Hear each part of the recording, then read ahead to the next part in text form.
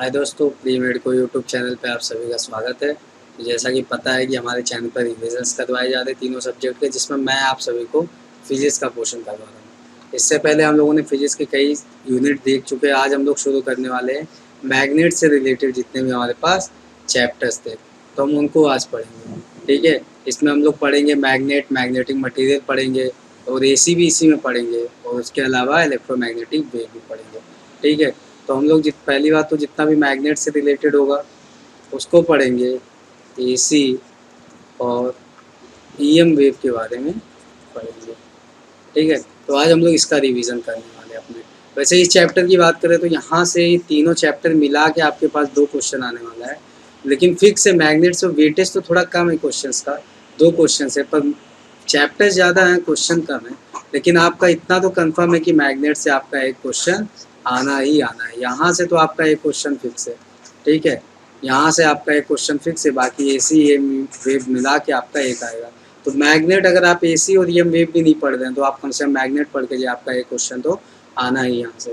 ठीक है, तो चलिए शुरू करते हैं। पहला चैप्टर हम लोग शुरू करेंगे मूविंग चार्ज एंड मैग्नेटिज्म।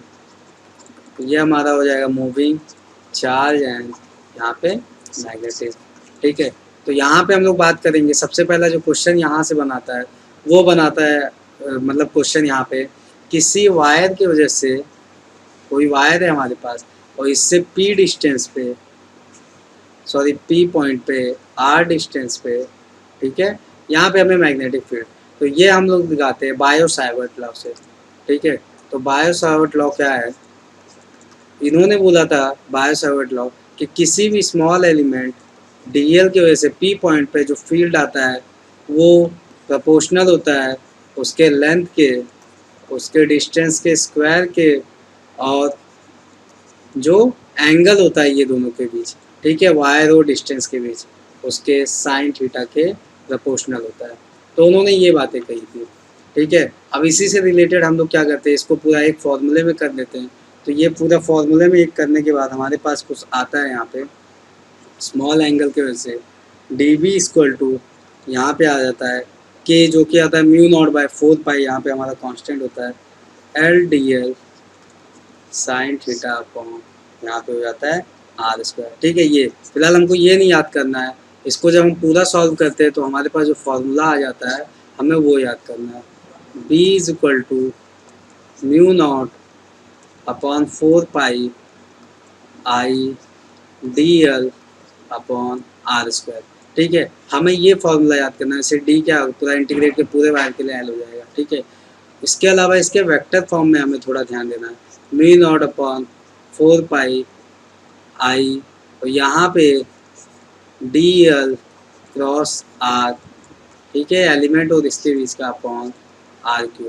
ठीक है, तो हमें इसके थोड़ा वेक्टर फॉर्म में ध्यान देना है, हमें ये वाला फॉर्मूला ध्यान देना है। ठीक है, क्योंकि अगर थियरी पूछता है तो हमें सीधा इस फॉर्मूले से रिलेटेड याद रखना है कि जब यहाँ पे सिंपल फॉर्म में है तो R² है, और जब वेक्टर फॉर्म में है तो R³ है। ठीक है, यही DL और R के बीच का एंगल ही क्या होता था यहाँ पे साइन थीटा। तो हमारा बायो सावर्ट लॉ से जो पहला क्वेश्चन बनेगा वो बनेगा, अगर थियरी आएगा, यहाँ से न्यूमेरिकल नहीं बनाएगा, यहाँ से बनाएगा थियरी की, बताओ बायो सावर्ट लॉ के लिए क्या सही है। ठीक है, तो ये हो जाता है हमारे पास फॉर्मूला। अगर इसी को वेक्टर फॉर्म में बाय चांस यहाँ पे R यूनिट वेक्टर लगा के भी पूछ सकता है, क्योंकि R यूनिट वेक्टर क्या हो जाएगा R अपॉन, और क्या हो जाएगा R यहाँ पे मैग्नीट्यूड। अब ये मैग्नीट्यूड क्या, इससे मल्टीप्लाई तो R³, और ये R क्या, इससे मल्टीप्लाई तो क्रॉस प्रोडक्ट बनेगा। ठीक है, तो यहाँ पे बाय चांस हमारे पास ये इतना भी पूछ सकता है आपको। ठीक है, तो मैक्सिमम तो चांसेस यही है, पर हो सकता है ये भी पूछ ले μ0/4 IDL upon R² R unit vector. ठीक है, ये भी आपसे पूछ सकता है, लेकिन चांसेस तो इसी के ज़्यादा। तो बायो सावर्ट लॉ से ये क्वेश्चन बन रहा है।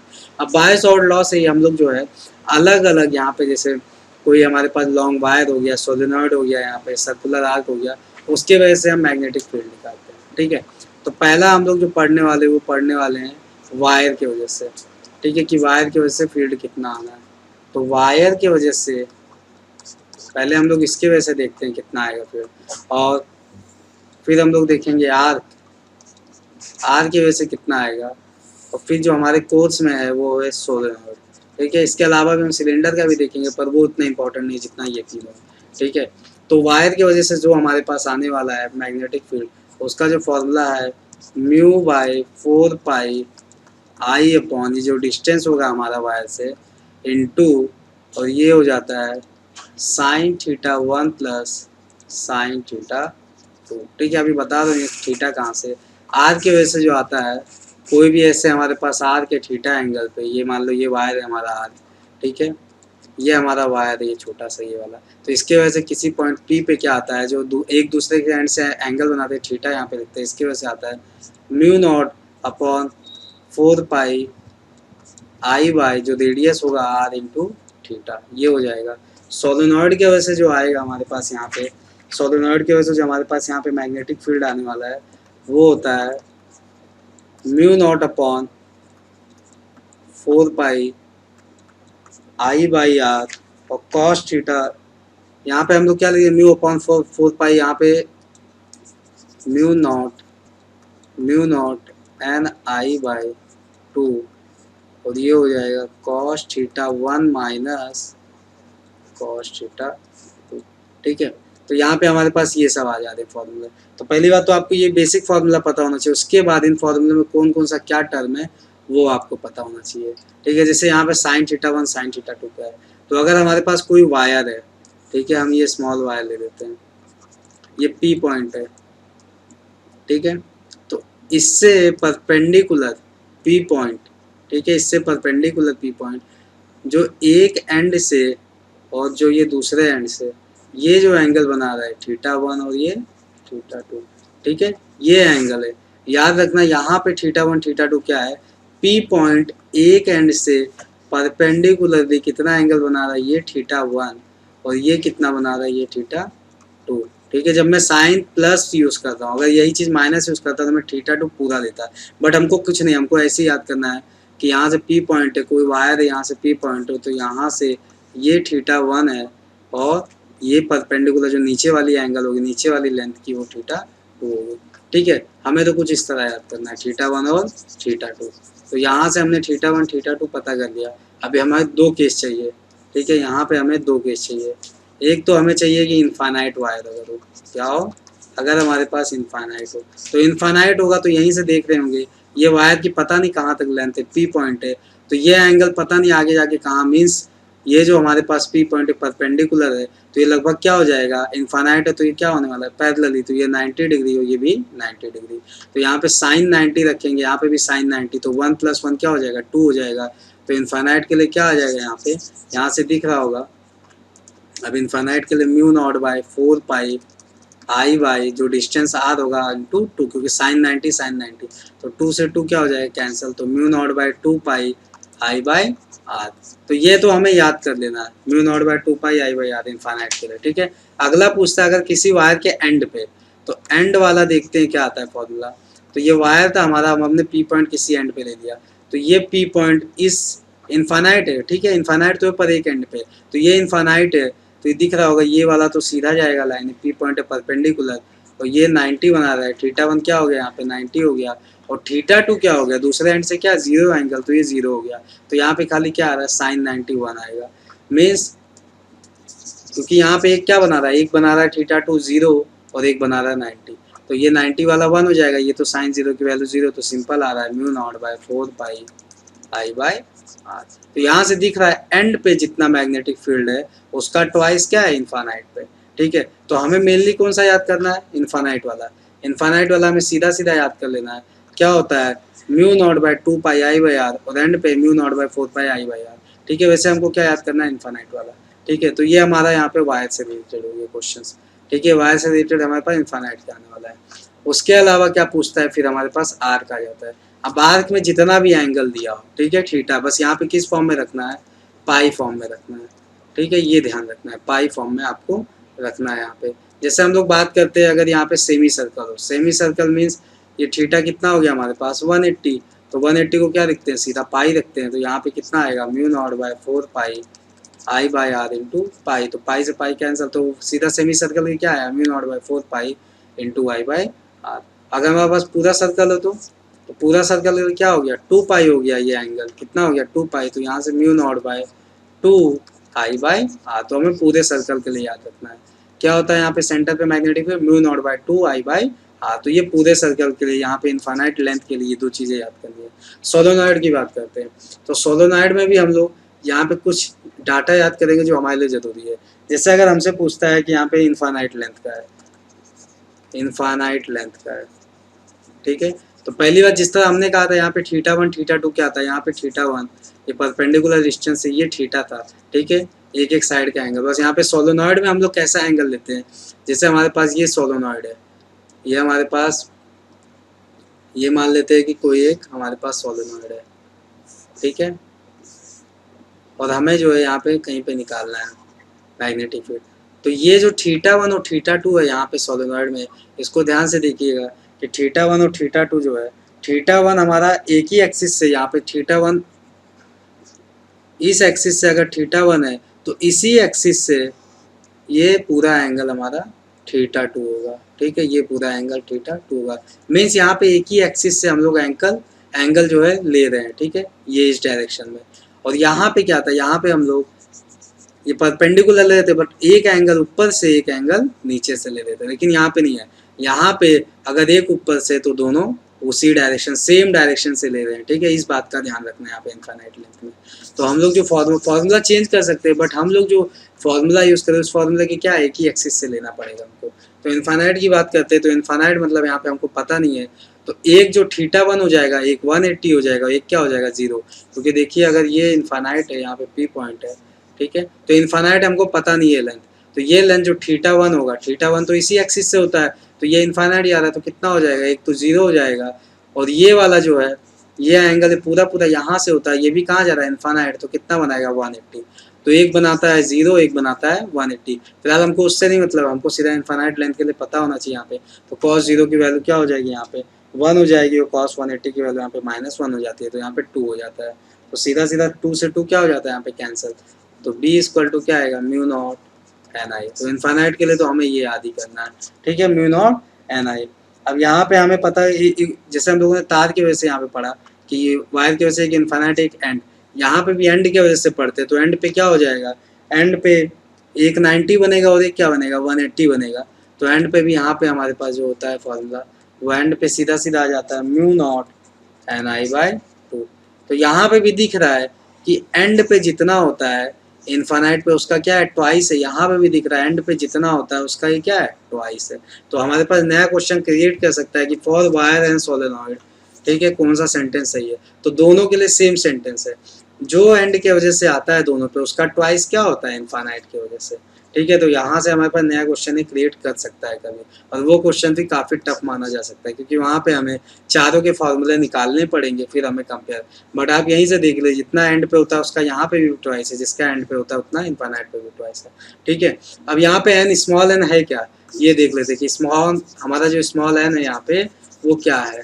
तो स्मॉल एन जो होता है वो नंबर ऑफ टर्न पर, जैसे सोलेनॉइड होता है हमारे पास, क्या होता है यहाँ पे वायर का ऐसे टर्निंग होता है, तो यहाँ पे नंबर ऑफ टर्न्स अगर n है और लेंथ अगर टोटल लेंथ l है, तो स्मॉल n जो है वो number of turns per unit length n/l है, ठीक है। ये चीज़ ध्यान रखना है यहाँ पे।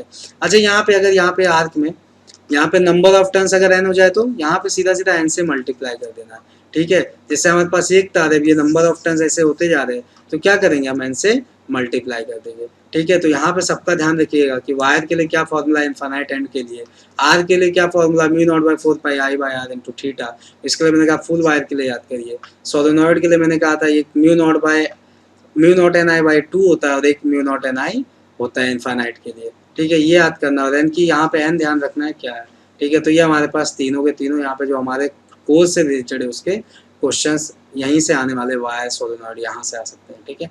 इसके अलावा जो हम लोग एक एक्स्ट्रा पढ़ते हैं वो पढ़ते हैं लॉन्ग सिलेंडर की वजह से।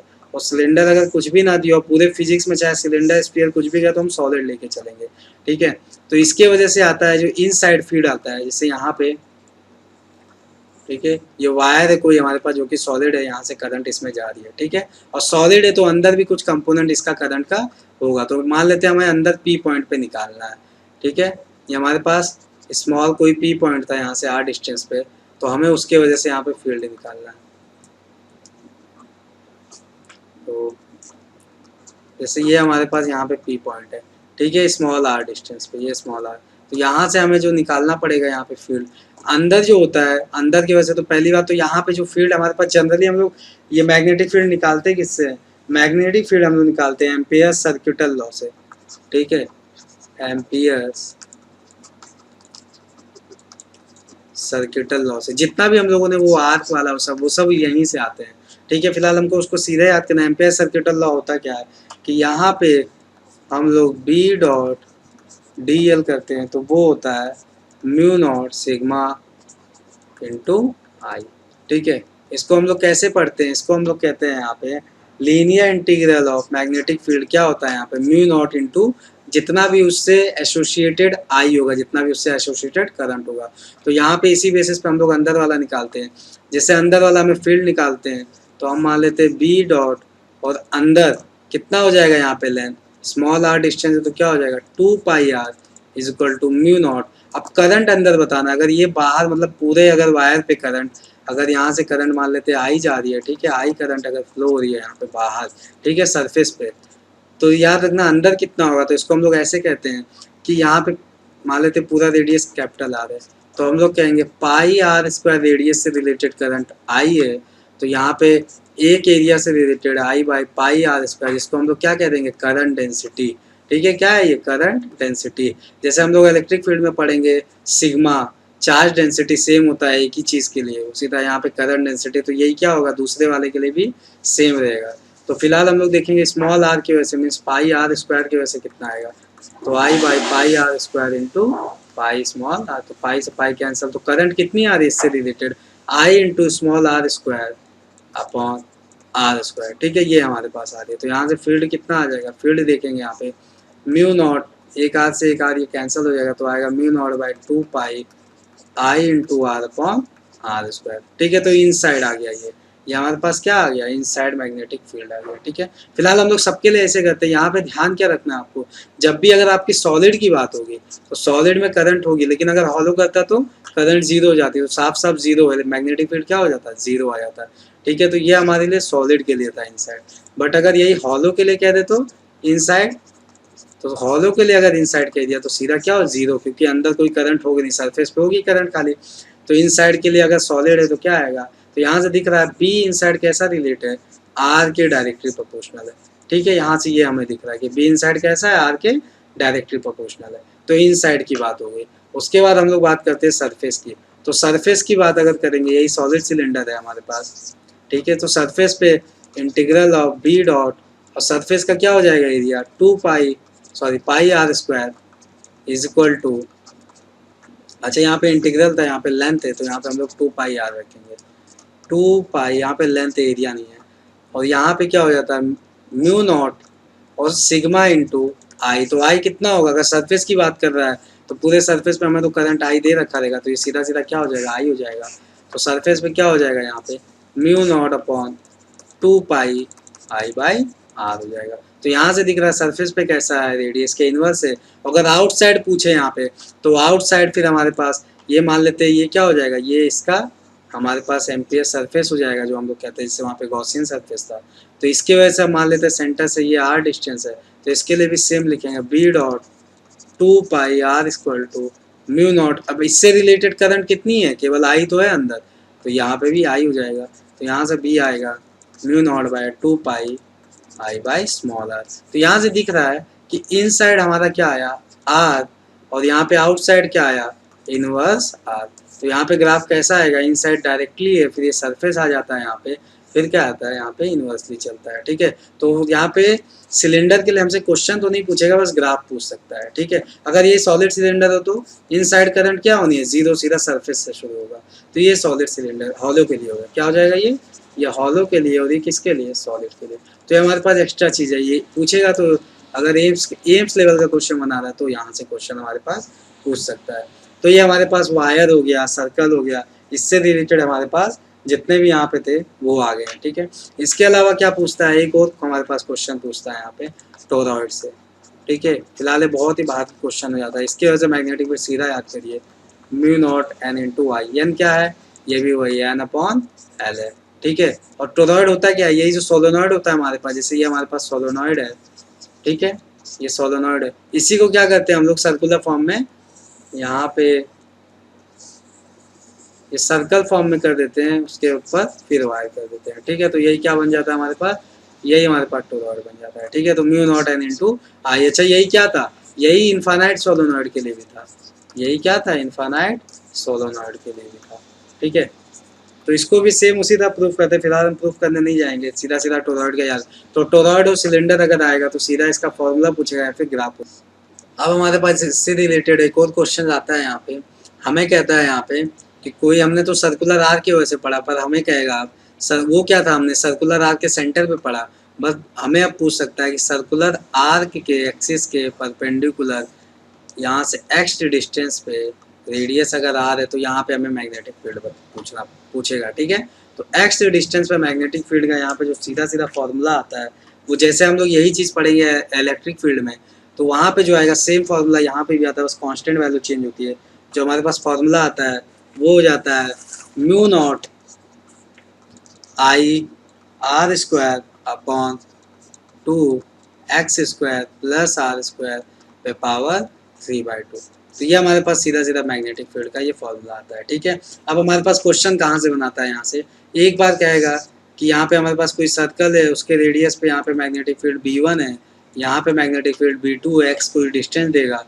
ठीक है, तो हमसे पूछेगा B1/B2 का रेशियो। तो पता है यहाँ पे अगर सर्कल है, फुल्ली सर्कल है, तो क्या आएगा, म्यू नॉट बाय 2I/R इसका हो जाएगा। जबकि इसका क्या आएगा, यहाँ पे एक्स रखने पे यहाँ पे हमें इसका फॉर्मूला कुछ आएगा रिलेट करके। ठीक है, तो यहाँ से हम लोग इसका रेशियो निकाल सकते हैं। फिलहाल ये भी फॉर्मूला आपको रटना है, mu not I R square by 2 into X square plus R square पे पावर 3/2। ठीक है, ये आता है। अब ये जो हमारे पास एक कॉइल होता है, ये कॉइल एक तरह से कैसा बिहेव करता है, मैग्नेटिक मोमेंट की तरह। ठीक है, यहाँ पे डाइपोल की तरह, सॉरी यहाँ पे कैसा बिहेव करता है, डाइपोल के। जैसे हमारे पास एक कॉइल है, ठीक है, इसमें अगर करंट ऐसे जा रही है तो हमने कहा अच्छा यहाँ पे करंट के डायरेक्शन से कैसे निकालते हैं, कौन सा मैग्नेट, कौन सा नॉर्थ पोल है, कौन सा साउथ पोल। तो यहाँ पे आप ध्यान रखिए, करंट इस तरह जा रही है अगर, तो आपको यहाँ पे नॉर्थ और साउथ कैसे डिसाइड करना है। ये जो नॉर्थ होता है इसके आप घुमा दीजिए और ये ऐसे घुमा दीजिए, तो करंट देख लीजिए आपका इस डायरेक्शन में जा रहा है, तो ये ऊपर वाला जो सरफेस होगा वो नॉर्थ होगा और नीचे वाला क्या हो जाएगा, साउथ पोल हो जाएगा। ठीक है, तो हमारे पास एक मैग्नेट आ गया जिसका क्या है, नॉर्थ पोल है, और जिसका क्या है, ये साउथ पोल है। ठीक है, तो ये और मैग्नेटिक मूवमेंट अंदर कैसी होती है, साउथ टू नॉर्थ। तो ये हमारे पास यहाँ पे एक मैग्नेटिक मूवमेंट का डायरेक्शन आ गया, स्मॉल एम से भी रिप्रेजेंट करते हैं यहाँ पे। तो फिलहाल हमको नॉर्थ और साउथ डायरेक्शन मिल गया। तो एक तरह से क्या है कि अगर यहाँ से स्मॉल एक्स डिस्टेंस यहाँ पे देता है तो ये कैसा है, ये एक तरह से हमारे पास कॉइल ना हो के हमारे पास क्या है, यहाँ पे डाइपोल है मैग्नेट का। तो ये क्या है, मैग्नेट डाइपोल के कैसा है, कौन सा पोजीशन हो गया, ये इक्विटोरियल पोजीशन। कौन सा हो गया, एक्सियल हो गया। कौन सा हो गया, ये एक्सियल पोजीशन हो गया। ठीक है, और अगर यही पॉइंट यहाँ हो जाए, मीन्स ये पॉइंट अगर ये कॉइल दे दे, कॉइल से क्या एक्स डिस्टेंस इधर है, तो ये एक्चुअल में कैसा हो गया, ये हमारे पास ये एक्सियल हो गया। तो ये कौन सा पोजीशन हो जाएगा, इक्विटोरियल पोजीशन हो जाएगा। ठीक है, तो यहाँ से दिख रहा है कि कॉइल हमारा क्या कैसा बिहेव कर रहा है यहाँ पे, डाइपोल की तरह। तो एक्सियल और इक्विटोरियल। तो एक्सियल के केस में जो हमारे पास आता है यहाँ पे, एक्सियल के केस में जो हमारे पास मैग्नेटिक फील्ड आता है, मीन्स यहाँ पे जो आएगा म्यू नॉट अपॉन 4π2m/r³। वो इक्विटोरियल में जो आता है वो क्या होता है, हाफ होता है इसी का, म्यू नॉट m/r³। m क्या है यहाँ पे, मैग्नेटिक मोमेंट है, जिसकी वैल्यू कितनी होती है, NIA। ठीक है, मैग्नेटिक मोमेंट है ना ये, क्योंकि मैग्नेटिक मोमेंट क्या होता है, NIA होता है यहाँ पे। ठीक है, इसको हम लोग कैपिटल M से भी डिनोट करते हैं बुक में। ठीक है, कैपिटल M से भी डिनोट कर सकते हैं यहाँ पे 2m/r³। तो ये तो हमने इलेक्ट्रिक फील्ड में भी, अभी हम आगे भी पढ़ेंगे कि इक्विटोरियल पोजीशन में जितना भी होता है यहाँ पे मैग्नेटिक फील्ड या इलेक्ट्रिक फील्ड, उसी का ट्वाइस क्या होता है, एक्सियल पोजीशन पे होता है। तो यह आपको ध्यान रखना है कि अगर कोई कॉइल है और कहता है कॉइल के प्लेन के हमें एक्स एक्सिस पे मैग्नेटिक फील्ड बताना है, तो यहाँ पे तो हमने एक फॉर्मूला पढ़ ही रखा था, यहाँ पे क्या था, म्यू नॉट अपॉन 2 और यहाँ पे IR/r² प्लस x² 3/2। तो ये तो हमने पढ़ा ही था कि कॉइल से अगर यहाँ पे परपेंडिकुलर जाते हैं, तो हमने तो ये पढ़ के रखा था कि कॉइल से परपेंडिकुलर कितना होता है, यही होता है हमारे पास मैग्नेटिक फील्ड। ठीक है, ये कॉइल था, इसके हमने एक्सियल पोजीशन पे यहाँ से यही देखा था, ठीक है। बट इसी को हमने एक्स क्या मान लिया है, एक्स मान लिया है कि काफ़ी छोटा है, ठीक है। इसको नेग्लेक्ट करने पे और एम को डिनोट यहाँ पे क्या है, एम रिप्लेस कर रहे हैं। एम बराबर क्या, एम बराबर नंबर ऑफ टर्न अगर एक ही है तो आई इंटू ए, और आई ए मतलब क्या, आई इंटू पाई आर स्क्वायर। तो इसी को हम लोग इस तरह कुछ रिप्लेस करते हैं तो हमारे पास फॉर्मूला क्या आता है यहाँ पे, जैसे यहाँ पे एक्स अगर यहाँ पे हम लोग हटा दें, ठीक है, तो एक्स हम लोग यहाँ पे काफ़ी स्मॉल मान लेते हैं क्योंकि डिस्टेंस जो भी होता है क्या होता है डायपोल से, स्मॉल ही तो लेते हैं हमेशा। तो mu not by 2 I R, और अगर इसको नेगलेक्ट करते हैं तो क्या आता है यहाँ पे आर क्यूब, और ये क्या हो जाएगा, एक आर कैंसिल हो जाएगा यहाँ पे। तो यहाँ पे सिंपली क्या आएगा, आर स्क्वायर। तो हमारे पास ये आया mu not by 2 I by R square. अब यहाँ पे हम लोग क्या पढ़ते हैं, M equal to I into है, means I into pi R square, ठीक है। तो यहाँ पे हम लोग दिख रहे हैं I by R square, I into R square है यहाँ पे। तो यहाँ पे हम लोग देखेंगे मैग्नेटिक मोमेंट का फॉर्मूला जो हमारे पास बन के आएगा इस तरह। यहाँ पे हम लोग ऊपर आर और नीचे आर से मल्टीप्लाई करेंगे तो यहाँ पे हमसे रिप्लेस करेंगे, क्या बन के आएगा यहाँ पे 2m बाई आर को। तो आपको तो इतना नहीं, लेकिन आपको इतना ध्यान रखना है कि जो हमारे पास कॉइल है, कॉइल की अगर परपेंडिकुलर पूछता है तो यहाँ पे 2m बाई आर क्यूब है, ठीक है, कांस्टेंट वैल्यू। और यहाँ पे इक्वेटोरियल पूछता है तो यहाँ पे m बाय आर क्यूब, क्योंकि वह कैसा बिहेव करता है, ये एक मैग्नेट की तरह बिहेव करता है, ठीक है। तो यहाँ पे k into M by R cube. अब इसके अलावा जो हमारे पास फॉर्मूला आता है जहाँ से क्वेश्चन बनाता है, वो बनाता है हमारा फोर्स से, ठीक है।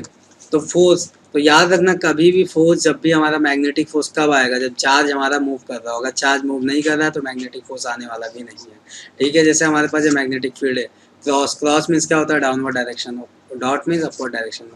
तो अगर यहाँ पे चार्ज बस कहता है ऐसे रुका हुआ है तो कोई मैग्नेटिक फोर्स नहीं है, यहाँ पे एफ क्या है, जीरो है, ठीक है। जब तक चार्ज हमारा चलेगा नहीं तब तक हमारे पास फोर्स नहीं आएगा। या हमारे पास कोई रॉड है, वो कहता है रॉड ऐसे रखा हुआ है, नहीं, तब तक फोर्स नहीं आएगा जब तक रॉड हम चलाएंगे नहीं, ठीक है। तो हमारे पास पहली बात तो फोर्स कब आएगा, जब हमारा चार्ज क्या हो, मूव कर रहा हो, ठीक है। जब मूव कर रहा हो तभी फोर्स आएगा, तो जब तक मूव नहीं करेगा तब तक फोर्स नहीं आएगा। तो चार्ज के फॉर्म में यहाँ पे फोर्स क्या होता है, यहाँ पे magnetic force F equal to Q V cross V होता है, यहाँ पे ये होता है मैग्नेटिक फोर्स, ठीक है। और ये यहाँ पे अगर, यहाँ पे हमारे पास अगर रॉड दे दे, रॉड में कोई करंट जा रही है तो यहाँ पे आई एल क्रॉस बी होता है, ठीक है। तो आपको ये चीज़ ध्यान रखना है कि आपका मैग्नेटिक फोर्स पहली बात आएगा कब, जब हमारा क्या होना चाहिए, यहाँ पे हमारा चार्ज कैसा होना चाहिए, मूविंग होना चाहिए, रॉड भी कैसा होना है, मूव होना चाहिए, ठीक है। और यहीं से दिख रहा है कि अगर वी क्या हो, परपेंडिकुलर, अगर सेम एक्सियल पे हो तो जीरो एंगल, तो जीरो एंगल पे फोर्स क्या हो जाएगा, यहाँ पे जीरो। मीन्स अगर चार्ज भी यही डायरेक्शन में, फील्ड भी यहीं पे डायरेक्शन में, तो क्या होगा, यहाँ पे फोर्स जीरो होना है। सेम तो इस चीज़ है, अगर यहाँ पे जो हमारा लेंथ है, ठीक है, लेंथ जैसे वाई प्लेन में है, तो अगर मैग्नेटिक फील्ड बी में है तो हमारा फोर्स आएगा परपेंडिकुलर है, लेकिन अगर बी भी हमारा इसी सेम उसमें हो जाए एक्सिस में तो क्या हो जाएगा, जीरो हो जाएगा। अब फोर्स की डायरेक्शन देख लेते हैं, फोर्स की डायरेक्शन कैसे होगी।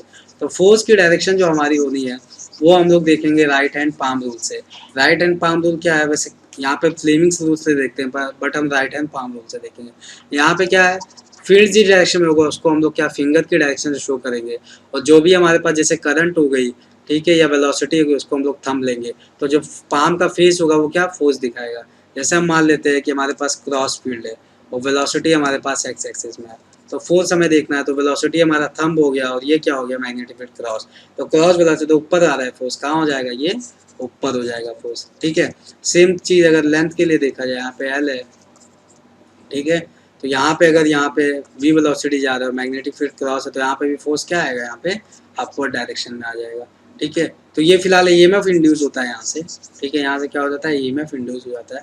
हमें तो ये चार्ज वाला देखना था, तो चार्ज वाला हमारा फोर्स क्या आएगा, यहाँ पे अपवर्ड। और ये हमेशा किसके लिए ये डायरेक्शन यूज होगा, पॉजिटिव के लिए, ठीक है, मीन्स प्रोटॉन के लिए। अगर इलेक्ट्रॉन देके कहता है यहाँ जा रहा है, क्रॉस मैग्नेटिक फील्ड है, तो आप इसको क्या पॉजिटिव मान के चलिए, पॉजिटिव के लिए कहाँ जाएगा, इधर जाएगा ना ये चीज़।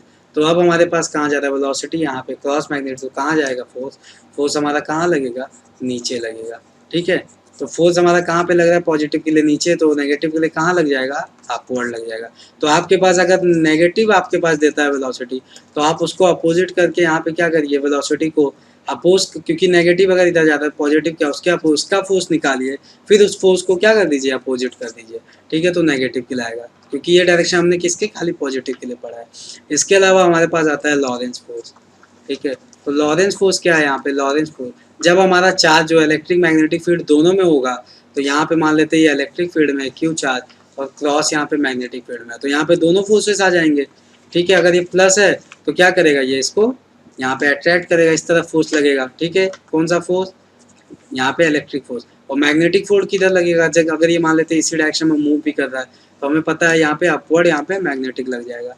तो लॉरेंज फोर्स जो आता है, ये दोनों का नेट होता है, वो कितना होता है, एफ लॉरेंज, इसको हम लोग लिखते हैं Q E vector plus V cross V vector, ठीक है। आपको यहाँ पे न्यूमेरिकल नहीं देगा, आपको यहाँ पे सीधा फॉर्मूला पूछेगा कि बताओ लॉरेंज फोर्स, तो यहाँ पे वेक्टर आपको यहाँ पे कंफ्यूज करेगा, तो इस चीज़ का आप ध्यान रखिएगा कि Lorentz force V cross B है, ना कि बी क्रॉस वी है, तो इस सब बातों का आपको ध्यान रखना है यहाँ पे। तो ये हमारा यहाँ पे मैग्नेटिक फील्ड से रिलेटेड यहाँ पे जितने भी क्वेश्चंस है, सिंपल न्यूमेरिकल या थियरिकल बनना है वो आ सकता है। इसके अलावा एक्स्ट्रा पॉइंट क्या क्या पूछता है वो देखिए यहाँ पे। एक्स्ट्रा पॉइंट हमसे पूछता है जैसे दो वायर है, ठीक है, तो पूछेगा दोनों वायर की वजह से आपस, जैसे ये वायर 1 है, ये वायर 2 है, पूछेगा 1 2 पे कितना फोर्स लगा रहा है, ठीक है, मीन्स फोर्स ऑन 2 बाय 1, ठीक है। तो 1 2 पे कितना फोर्स लगा रहा है, तो पहली बात इस वायर में करंट अगर I2 है, ये करंट I1 है, ठीक है। तो अगर यहाँ पे हमें फोर्स पता करना है, तो मैंने कहा था कि यहाँ पे फोर्स का क्या होता है, यहाँ पे वायर के टर्म में हमने पढ़ा आई एल क्रॉस बी, ठीक है, लेंथ दे देगा वायर की, ठीक है, कुछ लेंथ दे देगा, यहाँ पे एल दे देगा, ठीक है, वैसे दोनों की लेंथ सेम ही देगा, एल क्रॉस बी। तो ये जो बी होता है ये क्या होता है, एक्सटर्नल मैग्नेटिक फील्ड होता है। तो अगर इस वायर पे हमें फोर्स पता करना है, तो पहले पता करना है इस वायर के अलावा मैग्नेटिक फील्ड कितना है, और वो फील्ड किसका आएगा, B1 का आएगा, किसका आएगा वो फोर्स, वो मैग्नेटिक फील्ड, सॉरी यहाँ पे मैग्नेटिक फील्ड किसका आएगा, B1 का आएगा। तो जो फोर्स हो जाएगा हमारा वो जाएगा आई एल क्रॉस, यहाँ पे बी तो होगा बट ये आई किसका, ये तो इसी वायर का होगा I2, लेंथ भी इसी का होगा बट बी किसका होगा यहाँ पे 1 का होगा। तो आपको ये बात का ध्यान रखना, जब हम फोर्स निकालेंगे तो किसका होगा यहाँ पे बी, अलग वायर का, एक्सटर्नल का होगा। हम आगे भी पढ़ेंगे ईएमएफ जब इंड्यूस कराएंगे, बी किसका होगा, एक्सटर्नल का होगा वहाँ पे भी, ठीक है। तो यहाँ पे अगर नहीं समझ में आ रहा तो आप ऐसे याद करिए, कभी भी दो चीज़ों के बीच में अगर कुछ भी हमें निकालना हो तो बी जब हम लेंगे तो दूसरे वाले का लेंगे, जिस पे निकाल रहे हैं उसको छोड़ के दूसरे वाले का बी लेंगे, ठीक है। तो फोर्स की बात करते हैं, दूसरे पे पहले का फोर्स कितना होगा, तो मैंने कहा कि यहाँ पे आई, यहाँ पे सिंपल करेंगे तो आई बी एल देख लेते हैं, ठीक है। और आई किसका, यहाँ पे सेकंड वाले का, B1 वाले का, ये सेकंड वाले का ही लेंथ होगा B1। तो B1 मान लेते हैं यहाँ से कुछ डिस्टेंस, यहाँ से x है, तो ये इनफाइनाइट वायर की वजह से एक डिस्टेंस पे कितना आएगा, तो B1 कितना हो जाएगा, म्यू नॉट अपॉन यहाँ पे इनफाइनाइट की वजह से 4 पाई, और हमने क्या पढ़ा I बाई x।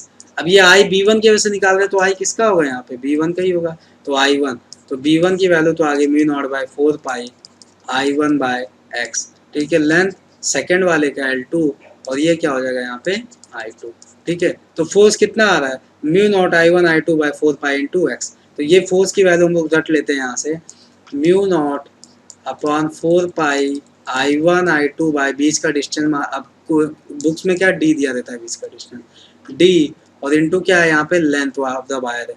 लेकिन हमें इसी वजह से यहाँ पे कहता है फोर्स नहीं पूछता है, force per unit length means F/L पूछता है, F/L। तो इसीलिए हम लोग जो बुक्स में लिखा होता है, क्या लिखा हो, mu not by 4 pi I1 I2 by D होता है, ठीक है। तो ये फोर्स की वैल्यू याद रखना है, पर यूनिट लेंथ, ठीक है। लेंथ दोनों की क्या देगा, सेम ही देने वाला है, ठीक है। तो आपका लेंथ यहाँ से देख सकते हैं, अगर फोर्स पूछे तो यहाँ पे लेंथ मस्ट है, यहाँ पे लेंथ लेके आना, क्योंकि बुक्स में जो फॉर्मूला लिखा है वो क्या है, पर यूनिट लेंथ के फॉर्म में लिखा है, ठीक है। अब यहाँ पे फोर्स की बात करते हैं, तो यहाँ पे डायरेक्शन देख लेते हैं, फोर्स की डायरेक्शन कैसी होनी है, यहाँ पे करंट कैसी जा रही है, यहाँ पे I2, यहाँ पे करंट I1। तो मैंने कहा कि अगर यहाँ पे वायर 1 है, वायर 2 है, तो 2 पे फोर्स हमें चाहिए, यहाँ पे हमें चाहिए सेकंड वाले पे कितना फोर्स लगेगा, F2/1, ठीक है। तो मैंने कहा क्या होता है यहाँ पे BIL, बट यहाँ पे B किसका होता है, फर्स्ट वाले का, बाकी ये पार्ट किसका होता है, सेकंड वाले का, ठीक है। तो फर्स्ट वाले का अब डायरेक्शन देखना है, तो डायरेक्शन हम लोग क्या कहते हैं यहाँ पे L, और यहाँ पे हमने क्या पढ़ा है direction, IL cross B, IL cross B, ठीक है। डायरेक्शन देख लेते हैं यहाँ पे हम लोग का क्या होगा। तो पहली बार मैंने कहा इसकी वजह से यहाँ पे मैग्नेटिक फील्ड क्या आएगा, तो वो कैसा होता है, राइट हैंड पाम रूल का, जिस भी पॉइंट पे करंट का डायरेक्शन जिस पॉइंट पे निकालना हो वो फेस करेगा मैग्नेटिक फील्ड। तो हमें जैसे यहाँ पे पी पॉइंट निकालना है, तो यहाँ पे हम जब रखेंगे तो यहाँ पे थंब और ये फिंगर, ठीक है, यहाँ से जब हम लोग शुरू करेंगे यहाँ से, तो थंब हमारा कहाँ जा रहा है, करंट किसका है, यहाँ पे हम लोग देख लेते हैं, फिगर यहाँ से बनेगा। तो मैग्नेटिक फील्ड अगर निकालना है तो मैग्नेटिक फील्ड हमें पी पॉइंट पे निकालना है, मीन्स पी की डायरेक्शन कहाँ है, ये हमारे फिंगर्स की डायरेक्शन हो गई और ये यहाँ पे करंट की डायरेक्शन, ठीक है। तो यहाँ पे किस तरह आ रहा है, यहाँ पे पाम का फेस किधर हो रहा है हमारा, सीधा डाउनवर्ड्स। कैसा हो रहा है, डाउनवर्ड्स। तो यहाँ पे कैसा आ रहा है, क्रॉस मैग्नेटिक फील्ड आ रहा है, ठीक है। अब मैग्नेटिक फील्ड इसके लिए पता चल गई। अब हमारे पास सिंपल क्या है, वायर है जिसपे क्रॉस मैग्नेट, तो यहाँ पे लेंथ, यहाँ पे हमें फोर्स बताना है। तो क्या करना है, यहाँ पे मैंने कहा था करंट होगी, ये मैग्नेटिक फील्ड के direction of face of the palm. तो मैग्नेटिक फील्ड कैसा है, यहाँ पे डाउनवर्ड है, करंट कहाँ पे अपवर्ड है, तो कैसा आएगा, फोर्स इधर आएगा, लेफ्ट साइड, ठीक है। तो फोर्स हमारे पास कैसा आ रहा है, लेफ्ट साइड आ रहा है, ठीक है। तो फोर्स हमारे पास आ गया लेफ्ट साइड, ठीक है। तो ये क्या है, पहला वाला दूसरे पे कितना फोर्स लगा रहा है, ये होगा। सेम चीज अगर हम देखेंगे यहाँ पे कि दूसरा वाला पहले पे कितना लगाएगा, वो चीज हम लोग देख लेते हैं। तो वो भी हम लोग पहले क्या करेंगे, ये हमारे पास आ गया, ये कौन सा फोर्स है कि दूसरे पे पहला वाला कितना लगा रहा था, ठीक है। अब हमारे पास देखना दूसरा वाला, ये वाला वायर इस पे कितना लगाएगा। तो ये भी क्या है, यहाँ पे फोर्स और 1/2, ये भी क्या लिखेंगे, BIL। अब मैंने कहा था ये किसका होगा, जो जहाँ पे एक्सटर्नल होगा, ठीक है। तो हमें एक पे पता करना है, तो ये किसका मैग्नेटिक फील्ड होगा, दूसरे का होगा, और ये बाकी पार्ट पहले का होगा, ठीक है। फिलहाल हमें डायरेक्शन चाहिए यहाँ पे। तो यहाँ पे हमें देखना दूसरा पहले पे कितना फोर्स लगा रहा है, ठीक है। तो सेकंड वाला यहाँ पे हमें देखना है पहले पे कितना फोर्स लगा। तो पहली बात इसकी वजह से यहाँ पे मैग्नेटिक फील्ड निकालने, तो मैग्नेटिक फील्ड कैसा है, वहीं पे right hand palm rule use करेंगे, ठीक है। क्या जा रहा है, करंट हमारी अपवर्ड है, तो हमारा थंब कैसा होना चाहिए, थंब हमारा अपवर्ड होना चाहिए, ठीक है। और यहाँ पे फिंगर की डायरेक्शन कैसी होनी चाहिए, अदर की, क्योंकि पी यहीं पे होगा तो इस डायरेक्शन में। तो अब फेस ऑफ द पाम कैसा जा रहा है, ये भी डाउनवर्ड, सॉरी अपवर्ड आएगा। कैसा आएगा, ये अपवर्ड। डायरेक्शन देखिए यहाँ पे, ये वायर की वजह से यहाँ पे मैग्नेटिक, इस वायर को मानिए मत। जब मैग्नेटिक फील्ड निकालिए तो आप खाली एक ही वायर को लेके चले जिसका निकालना है। इस वायर के यहाँ पे तो अपवर्ड आ रहा है मैग्नेटिक, कहाँ पे पॉइंट हमारा, इस लेफ्ट साइड में। तो डायरेक्शन कहाँ आ रहा है, अपने अपवर्ड आ रहा है, क्या आ रहा है, डॉट आ रहा है, ठीक है। तो अब मैग्नेटिक फील्ड पता है, वायर दिया है, मैग्नेटिक फील्ड पता है, तो अब हमें फोर्स बताना है। तो करंट अपवर्ड है, करंट कैसा है, यहाँ पे अपवर्ड और मैग्नेटिक फील्ड कैसा है, इस तरह है। तो किस तरह फोर्स आएगा, राइट साइड आएगा। कौन सा आ रहा है, राइट साइड, फोर्स ऑन 1/2। तो यहाँ से दिख रहा है सेम डायरेक्शन में, तो कैसे हो, तो दोनों अट्रैक्ट हो रहे हैं। अगर ये अपोजिट डायरेक्शन में तो दोनों रिपेल होते हैं, ठीक है। तो आपको यहाँ से क्या याद क्या करना है, फोर्स की, फोर्स पर यूनिट लेंथ की वैल्यू याद करनी है। क्या याद करनी है value, μ0/4 pi I1 I2 by D। और यहाँ पे क्या याद करना है कि अगर सेम डायरेक्शन में करंट है, ठीक है, तो यहाँ पे क्या होगा, अट्रैक्शन होगा।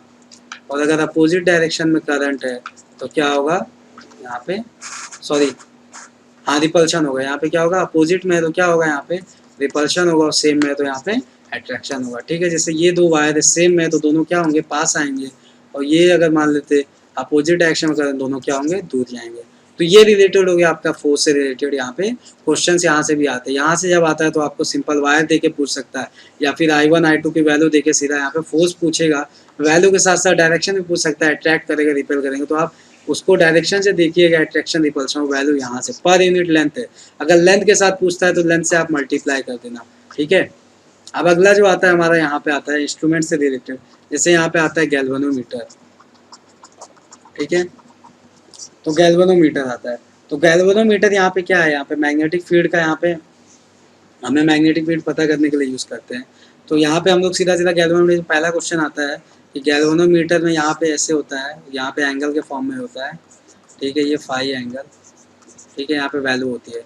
तो यहाँ से हमें देखना है, यहाँ पे जो गैल्वेनोमीटर, यहाँ से जितनी करंट पास होगी तो current is directly proportional to phi होता है। वैसे tan फाई होता है, क्या होता है, tan फाई होता है। यहाँ पे करंट क्या होता है, यहाँ पे डायरेक्टली tan फाई होता है। गैल्वेनोमीटर से यहीं से क्वेश्चन बनाएगा आपका कि आई क्या है, डायरेक्टली प्रोपोर्शनल tan फाई। और जो क्वेश्चन बनाने वाला है वो बनाएगा आपका, इस गैल्वेनोमीटर को कन्वर्ट कराता है वो दो पार्ट में।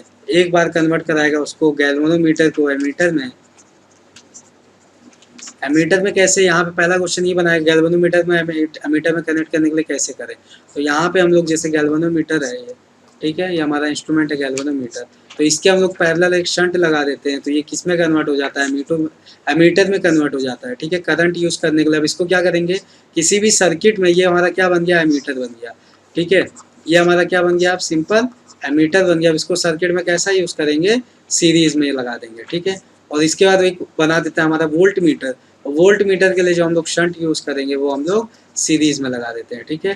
तो ये हमारा क्या बन जाता है, वोल्ट मीटर। लेकिन इसको नापते समय किस में यूज़ करते हैं, इसको पैरेलल। जैसे हमारे पास यहाँ रेजिस्टेंस है, इसके अलॉन्ग वोल्ट मीटर कैसा लगाते हैं, पैरेलली लगाते हैं, ठीक है। तो ये हो गया हमारे पास एमीटर वोल्ट मीटर।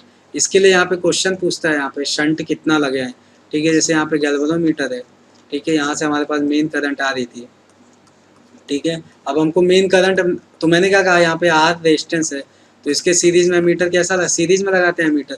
और मीटर ही क्या है यहाँ पे, गैल्वेनोमीटर। तो एक्चुअल में हमारा सर्किट बनेगा कैसे, आर रेजिस्टेंस, ये गैल्वेनोमीटर, और ये क्या है, शंट है। यही तो पूरा पार्ट क्या है, मीटर है, यही तो है पूरा पार्ट।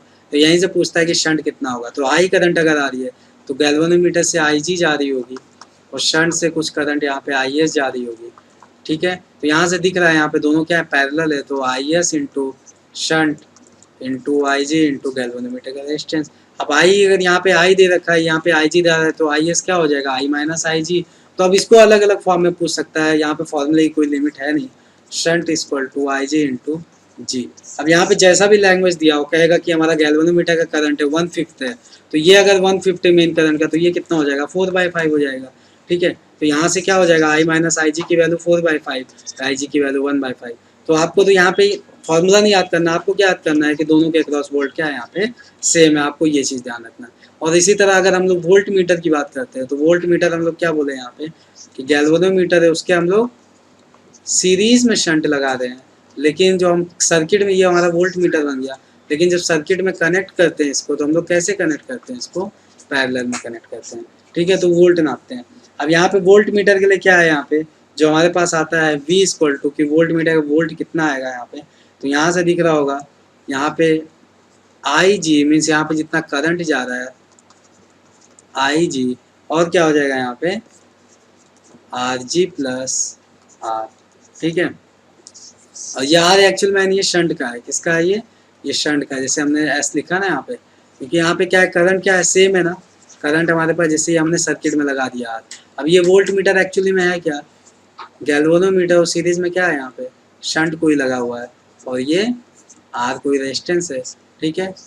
तो यहाँ से दिख रहा है इसका वोल्ट और इसका वोल्ट क्या है, दोनों का बराबर है। तो इसका वोल्ट हमने मान लिया V है, ठीक है। तो V इक्वल टू क्या हो जाएगा, इसी का क्या हो जाएगा, यहाँ पे वोल्ट हो जाएगा। और यहाँ पे वोल्ट कितना होगा, मान लेते करंट अगर IG जा रहा है, तो IG और क्या है, सीरीज में है, तो RG प्लस एस।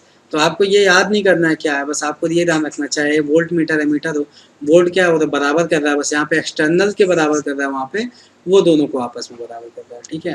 तो यहाँ पे फॉर्मूले की कोई लिमिट है नहीं है, वो लैंग्वेज चेंज करेगा कि शंट जो हम लोग यहाँ पे अलग से यूज़ कर रहे हैं शंट, वो कितना होगा, वो गैल्वेनोमीटर का कितना है, ठीक है, करंट दे देगा आई जी। अब वो डाटा के ऊपर डिपेंड करता है क्या कर रहा है यहाँ पे, ठीक है। फिलहाल आपको यहाँ पे वोल्ट मीटर उतना इंपॉर्टेंट है नहीं, बट गैल्वेनोमीटर बहुत इंपॉर्टेंट है, ठीक है। तो याद रखना यहाँ पे गैल्वेनोमीटर में जो हम लोग यूज़ करते हैं, ये हमारे पास गैल्वेनोमीटर, सॉरी यहाँ पे एमीटर, और यहाँ पे वोल्ट मीटर। तो ये याद रखना है कि एमीटर क्या था, हमने गैल्वेनोमीटर के पैरेलली शंटिंग की थी, ठीक है। वोल्ट मीटर क्या है, गैल्वेनोमीटर के सीरीज में हमने एस लगाया, ठीक है। तो यहाँ से जो हमारा पूछता है कि ये शंट कैसा होना चाहिए, तो ये शंट होना चाहिए स्मॉल, बट ये शंट कैसा होना चाहिए, शंट होना चाहिए हमारे पास लार्ज होना चाहिए, ठीक है। ये शंटिंग कैसी होनी चाहिए हमारे पास, लार्ज होनी चाहिए। इसका रीज़न है क्योंकि हम लोग वोल्ट मीटर कैसा यूज़ करते हैं, पैरेलल। जैसे आर रेजिस्टेंस है, तो इसके हम लोग क्या लगाएंगे, पैरेलल वोल्ट मीटर लगाएंगे।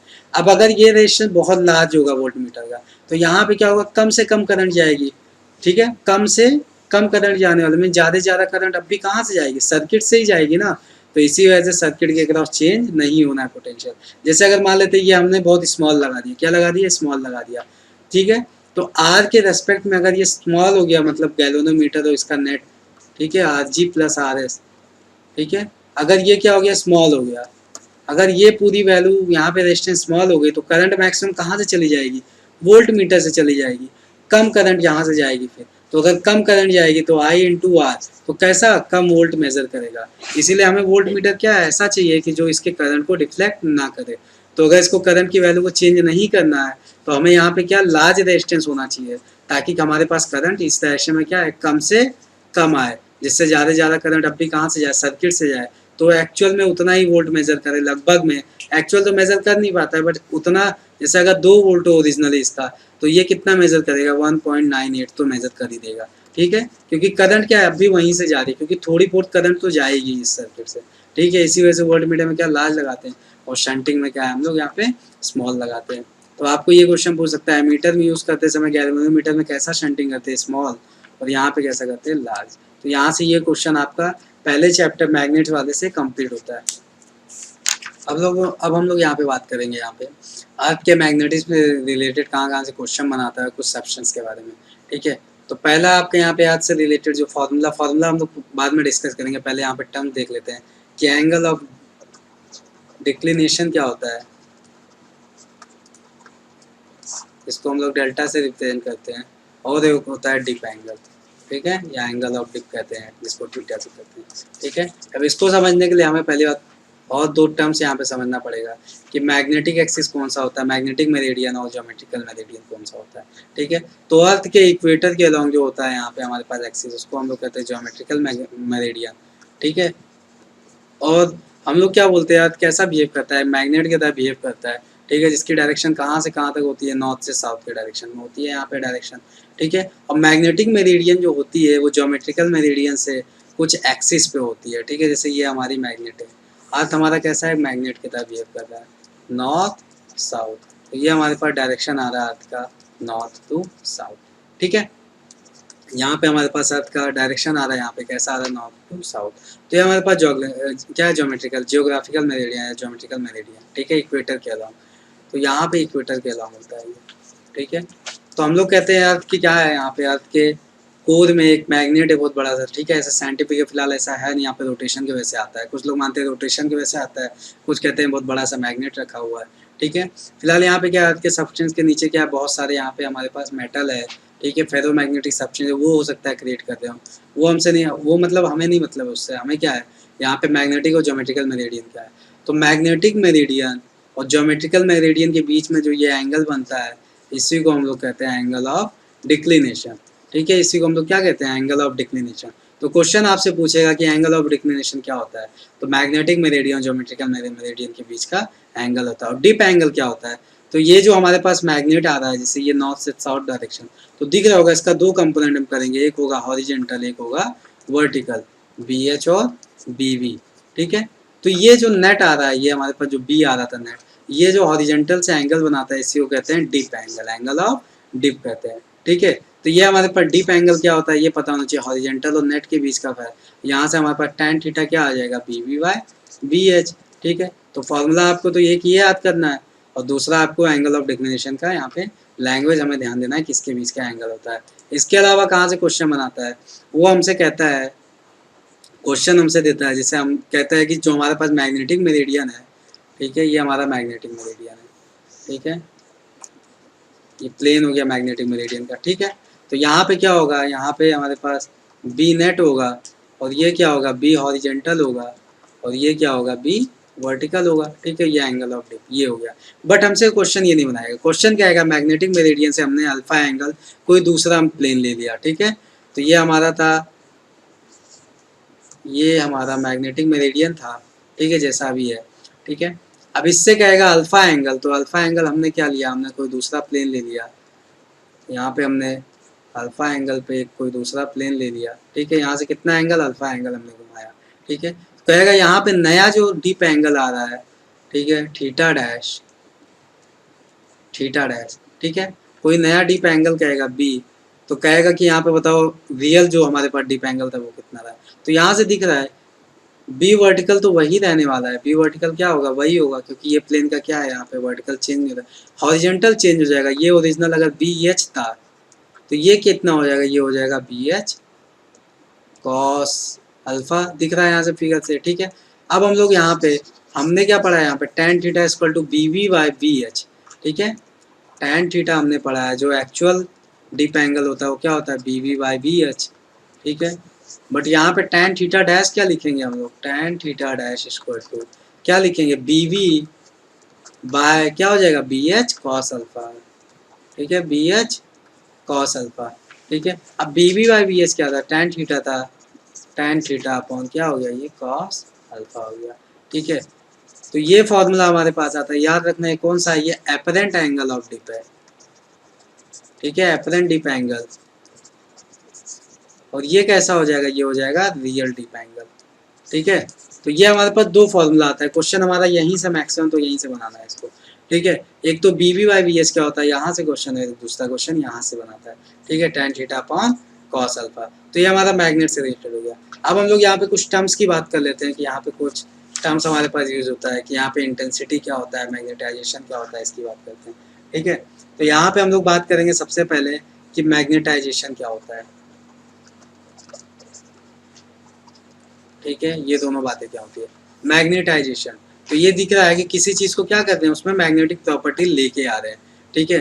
तो ये होती है अपनी खुद की एक किसी पार्टिकल की या किसी ऑब्जेक्ट की खुद की प्रॉपर्टी, मैग्नेटाइजेशन मतलब मैग्नेट जैसा बिहेवियर करने के, ठीक है। सिंपल लैंग्वेज में हम लोग यही समझ सकते हैं कि किसी भी ये ऑब्जेक्ट की प्रॉपर्टी जो अपने आप को मैग्नेट में चेंज करते हैं, ठीक है, वो कितनी होती है, वही मैग्नेटाइजेशन है।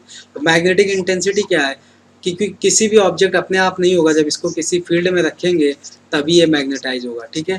तो ये खुद के अंदर की प्रॉपर्टी और मैग्नेटिक इंटेंसिटी क्या है, एक्सटर्नल फील्ड है, ठीक है। यहाँ पे हम लोग ऐसे समझ सकते हैं सिंपली कि मैग्नेटिक इंटेंसिटी क्या है, यहाँ पे मैग्नेटिक फील्ड की इंटेंसिटी है जो ऑब्जेक्ट को मैग्नेटाइज करने के लिए लगा रहे हैं, और ऑब्जेक्ट जितना मैग्नेटाइज हो रहा है उसी को क्या मैग्नेटाइजेशन होता है।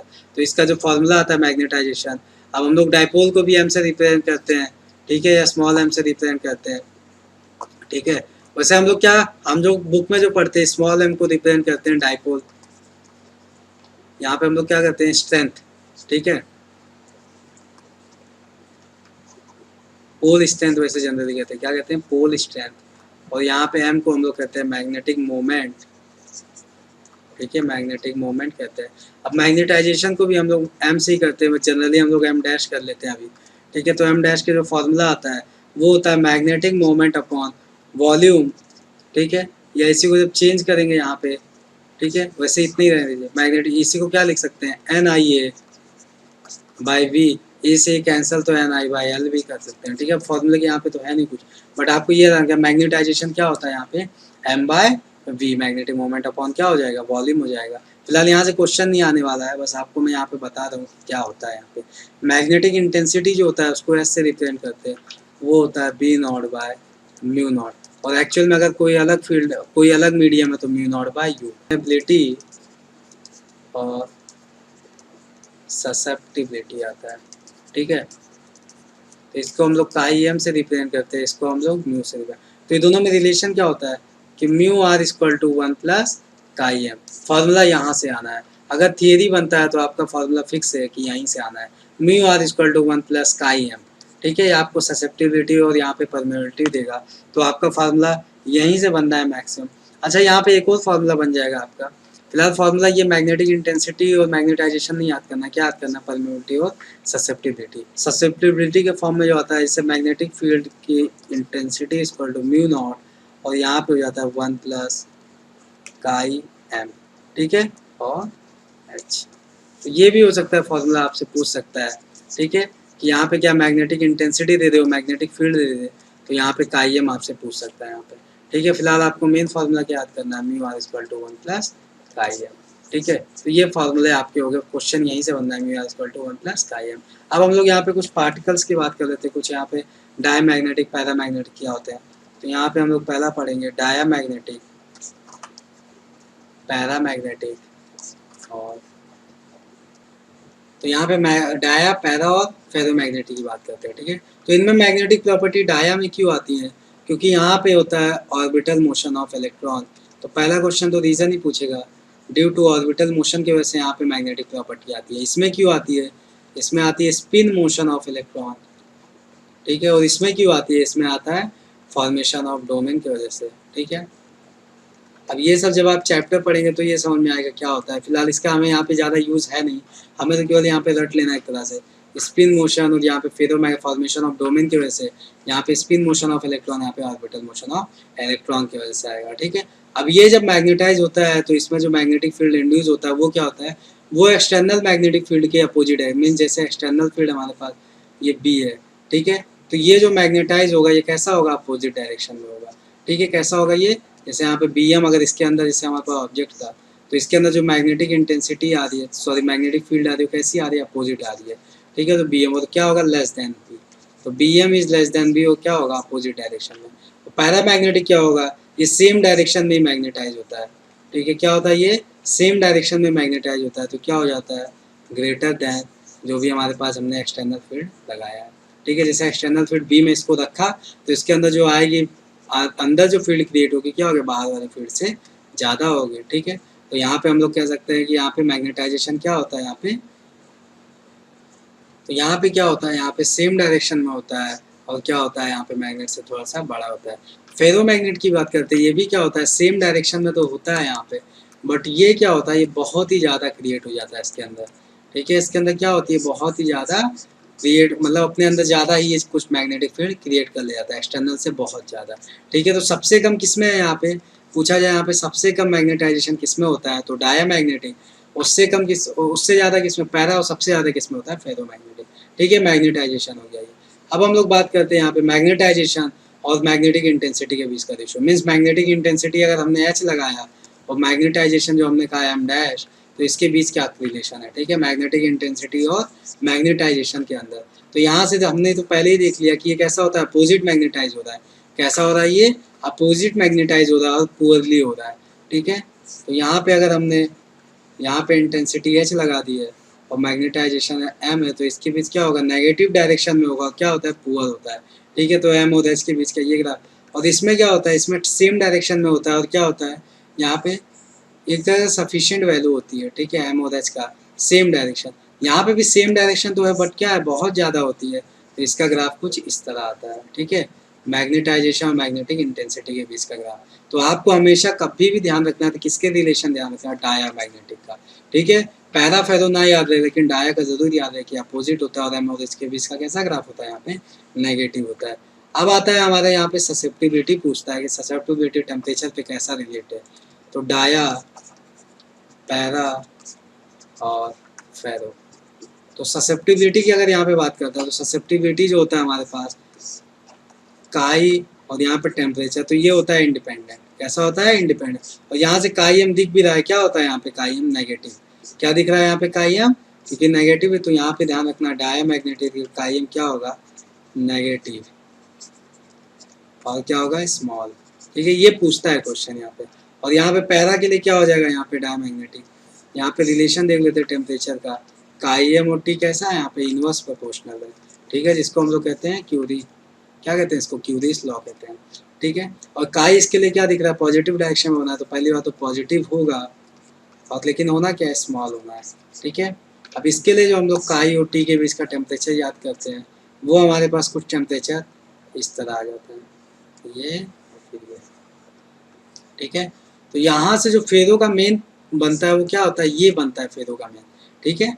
और ये क्या आ रहा है, ये तो हमारा पैरा आ रहा है, तो ये कौन सा टेम्परेचर होगा, ये हो जाएगा टीसी। मीन्स क्यूरिश टेम्परेचर ऐसा टेम्परेचर होता है जहाँ पे फेरो किस में चेंज हो रहा है, यहाँ पे पैरा में, जिसके जैसे क्यूरिश टेम्परेचर से अगर आगे करेंगे, ठीक है, क्यूरिश टेम्परेचर से अगर हम लोग क्या करेंगे, यहाँ पे क्यूरिश टेम्परेचर अगर बड़ा होगा टी से, सॉरी यहाँ पे टी इज ग्रेटर देन, तो यहाँ पे किस में चेंज हो रहा है, यहाँ पे दिख रहा है किस में चेंज हो रहा है, फेरो किस में चेंज हो रहा है, पैरा में।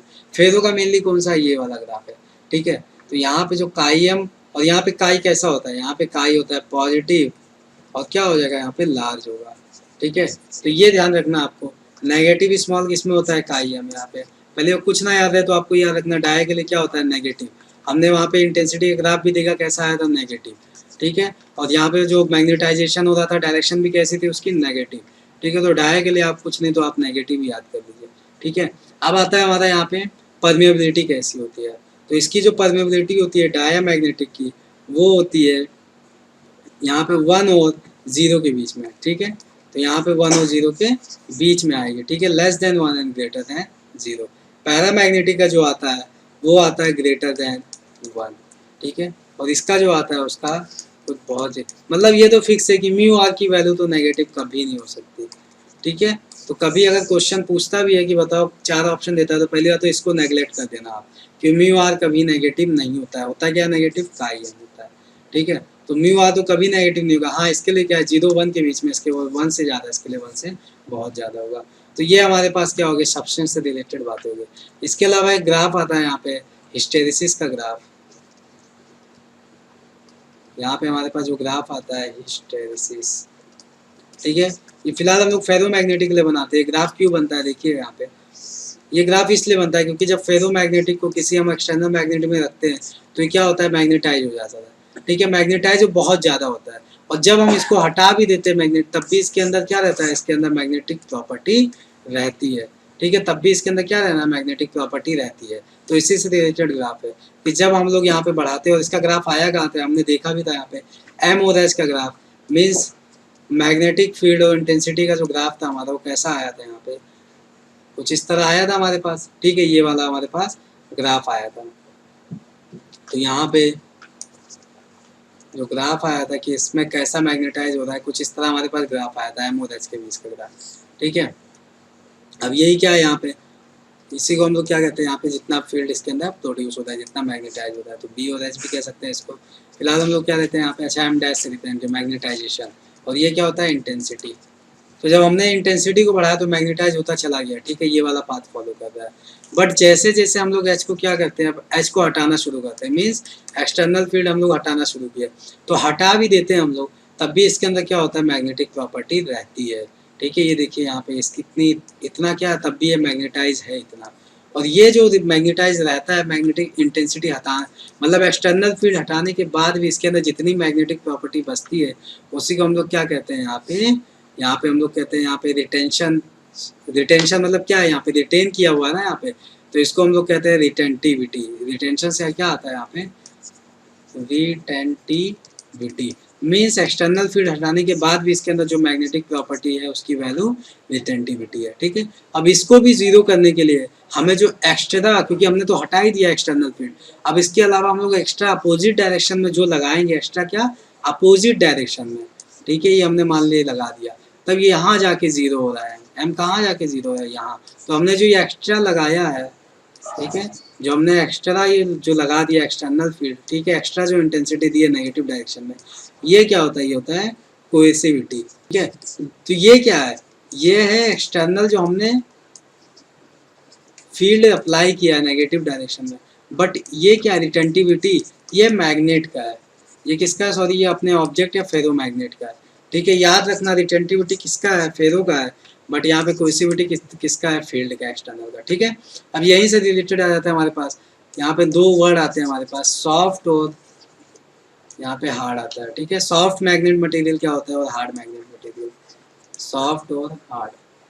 तो सॉफ्ट कैसे होते हैं, जिनकी रिटेंटिविटी क्या है, लो है, मीन्स एक्सटर्नल फील्ड हटाए तो तुरंत क्या हो जाएगी, इनके अंदर कम मैग्नेटिक है, ठीक है, कम मैग्नेटिक प्रॉपर्टी है। और अगर कम रहेगा, ये हाइट अगर कम है, जैसे ये है, ये हमारे पास ग्राफ था ऐसा कुछ, ये अगर हाइट कम है तो हमें फील्ड भी क्या लगानी पड़ेगी, एक्सटर्नल कम लगानी पड़ेगी। तो जिनका रिटेंटिविटी और कोएसिविटी क्या होना चाहिए, लो होना चाहिए, सॉफ्ट है, जो कि हम लोग यूज़ करते हैं ट्रांसफार्मर में, सॉफ्ट आयरन इसका एग्जाम्पल है, ठीक है।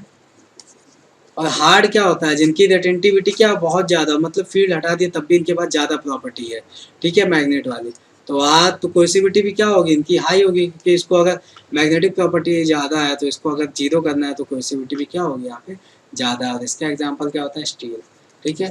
तो ये हमारे पास जितनी भी बातें थे यहाँ पे मैग्नेटिक क्या कहते हैं, ऑब्जेक्ट या मैग्नेटिक मटेरियल से रिलेटेड वो हमने कर ली। पैरा डाया, डाया इंपॉर्टेंट है, हिस्टैरिसीस लॉस में हमें कोएसिविटी रिटेंटिविटी क्या होता है ये मैंने बता दी। रिटेंटिविटी मैग्नेट की होती है, जितना रिटेन रहता है उसके अंदर फील्ड, एक्सटर्नल फील्ड हटाने के बाद भी, और उसको जीरो करने के लिए जितना एक्सटर्नल फील्ड लगाते हैं उसी को क्या कहते हैं, कोएसिविटी, ठीक है। सॉफ्ट आयरन में आर ओ सी दोनों कम होना चाहिए, और यहाँ पे क्या आर ओ सी दोनों स्ट्रॉन्ग होने चाहिए। तो ये हमारे मैग्नेटिक मटेरियल और अर्थ मैग्नेटिक से रिलेटेड हमारे ये चैप्टर्स हो गया।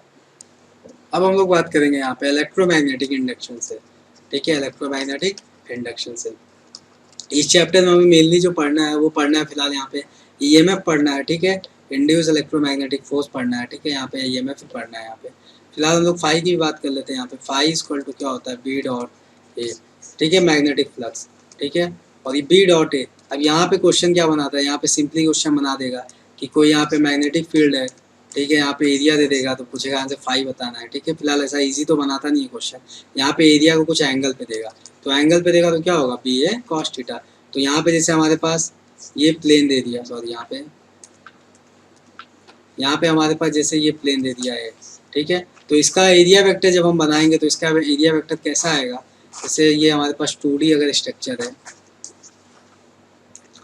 ये हमारे पास अगर 2D स्ट्रक्चर है यहाँ पे, ठीक है, तो इसका एरिया वेक्टर कैसा आएगा, इस डायरेक्शन में आएगा। और मान लेते हैं फील्ड हमारी यहाँ से ऐसे कुछ पास हो रही है। ठीक है, तो यहाँ पे एरिया इसके बीच का थीटा है, तो क्या रख देंगे, पी है कॉस थीटा। फाई से रिलेटेड इतने ही क्वेश्चन आता है यहाँ पे। मैग्नेटिक फ्लक्स हमें जो इसमें मेन पढ़ना है वो पढ़ना है यहाँ पे, ईएमएफ कितना इंड्यूस हो रहा है, क्या क्या हो रहा है। ठीक है, ये देखना है हमें। तो यहाँ पे जो इंड्यूस ईएमएफ होता है उसकी वैल्यू होती है माइनस, क्योंकि चेंज इन मैग्नेटिक फ्लक्स होता है, चेंज इन मैग्नेटिक फ्लक्स की वजह से यहाँ पे ईएमएफ इंड्यूस होता है।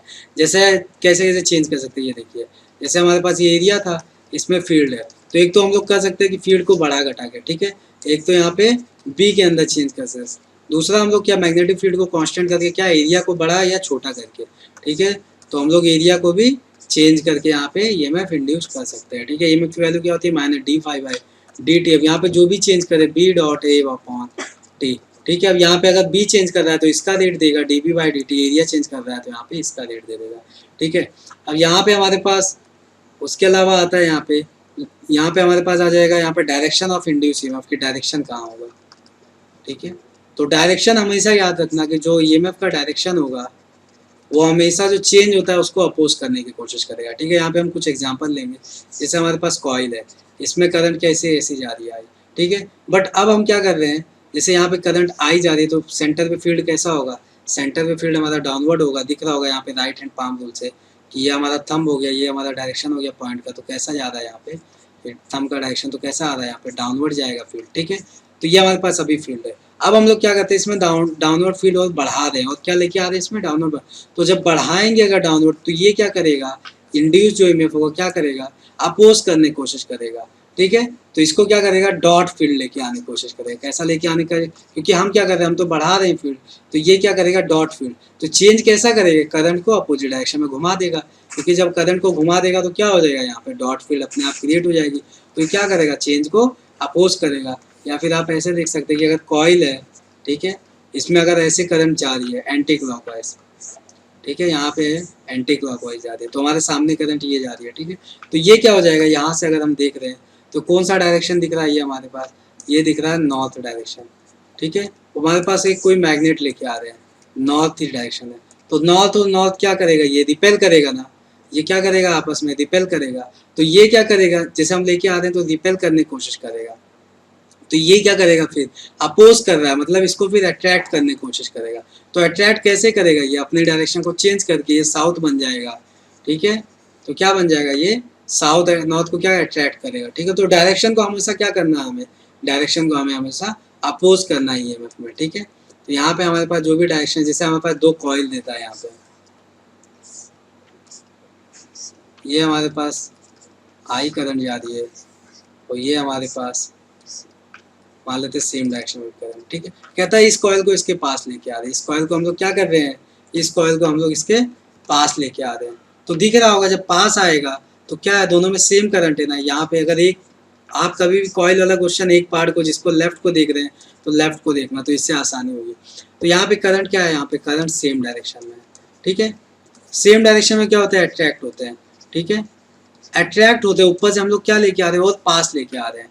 तो ये पास जब लेके आए तो आपस में क्या करेंगे, ये दूर जाना, क्योंकि अपोज करना है हमें। तो जब पास लेके आ रहे हैं तो हमें क्या करना है, डायरेक्शन को कुछ ऐसा घुमाना है कि क्या हो जाए, यहाँ पे दूर हो जाए दोनों। ठीक है, क्योंकि हमें अपोज कराना है। तो ये क्या होगा, कोई एक अपने में से करंट की वैल्यू चेंज कर लेगा या फिर करंट की वैल्यू डिक्रीज कर लेगा, क्योंकि अगर इस डायरेक्शन में इंक्रीज था तो क्या कर लेगा, डिक्रीज कर देगा, और या तो फिर पूरा चेंज करने के बाद क्या हो जाएंगे, दोनों रिपेल करने लगेंगे। ठीक है, हमें क्या करना है, हमें सीधा सीधा चेंज को अपोज करना है, क्योंकि पास आ रहे थे और ये पहले से अट्रैक्ट हो रहे थे। तो जैसे जैसे पास आएंगे तो हमें क्या करना है, अपोज करना है, दूर लेके जाने के लिए क्या होना चाहिए, यहाँ पे करंट क्या किसी दोनों में एक अपोजिट होना चाहिए, करंट की वैल्यू डिक्रीज हो जानी चाहिए। ठीक है, तो यहाँ पे क्या रिपेल करने लगेंगे। ठीक है, तो इस तरह का ईएमएफ हम लोग इंड्यूस कराते हैं। ठीक है, अब इसी में रॉड में आ जाता है कि रॉड को किसी मैग्नेटिक फील्ड में रख दिए, v वेलोसिटी से रॉड को रख दिए मैग्नेटिक फील्ड में, तो ईएमएफ कितना है, तो इसका जो फॉर्मूला होता है वो होता है E is equal to V cross B dot D L. तो यहाँ से पता चल रहा है तीनों वेक्टर कैसे होने चाहिए, ऑल तीन वेक्टर कैसे परपेंडिकुलर होना चाहिए। ठीक है, सब के सब आपस में क्या होना चाहिए, यहाँ पे परपेंडिकुलर होना चाहिए। ठीक है, एक्स वाई जेड एक्सिस में। ठीक है, उसका डायरेक्शन कैसे चेक करेंगे, सेम हम लोग राइट हैंड पाम रूल ही लगाएंगे, जो हमारा फेस ऑफ पाम होगा। ठीक है, वो क्या शो करेगा, फोर्स की डायरेक्शन बताएगा। ठीक है, तो इसका डायरेक्शन कैसा है, वेलोसिटी इधर है, मैग्नेटिक फील्ड डाउनवर्ड है। ठीक है, और किधर जा रहा है, वेलोसिटी इधर, मैग्नेटिक फील्ड, तो फोर्स कहाँ होगा, अपवर्ड। मीन्स फोर्स अपवर्ड हो रहा है, तो मतलब अपवर्ड पॉजिटिव साइन और इससे नेगेटिव साइन। तो हमारे पास कुछ इस तरह का सर्किट आएगा। ठीक है, पॉजिटिव और नेगेटिव। ठीक है, तो ये हमारा ईएमएफ इंड्यूस हो गया यहाँ पे। तो डायरेक्शन हम लोग फोर्स से ही देखेंगे, जहाँ पे फेस ऑफ द पाम हो डायरेक्शन आपको पॉजिटिव लेना है। ठीक है, जैसे इसमें सर्किट हम बना के देखते हैं। कहता है कि यहाँ पे अगर आर रेजिस्टेंस है, यहाँ पे एक वायर एल लेंथ का, इसको वी वेलोसिटी से क्रॉस मैग्नेटिक फील्ड में लेके जा रहे हैं। ठीक है, तो पूछेगा यहाँ पे बताओ करंट बता दो। तो पहली बात तो ये है कि फोर्स ईएमएफ कितना, मतलब ईएमएफ कितना इंड्यूस होता है, ईएमएफ कितना इंड्यूस होता है। तो ये तो हमको पता है क्या होगा, BVL। बट यहाँ पे डायरेक्शन देखते हैं कैसे होगा, क्योंकि कभी कभी डायरेक्शन से P हो गया, Q हो गया, तो पूछेगा करंट कहाँ से कहाँ जा रही है। तो यहाँ से देखेंगे B इधर है, और क्या है, यहाँ पे मैग्नेट डाउनवर्ड है, तो ऊपर की तरफ होगा यहाँ पे इंड्यूस ईएमएफ, तो ऊपर की तरफ पॉजिटिव, नीचे की तरफ नेगेटिव, प्लस माइनस। तो करंट कैसे जाएगी, positive to negative. Means current कैसी जा रही है, Q टू P।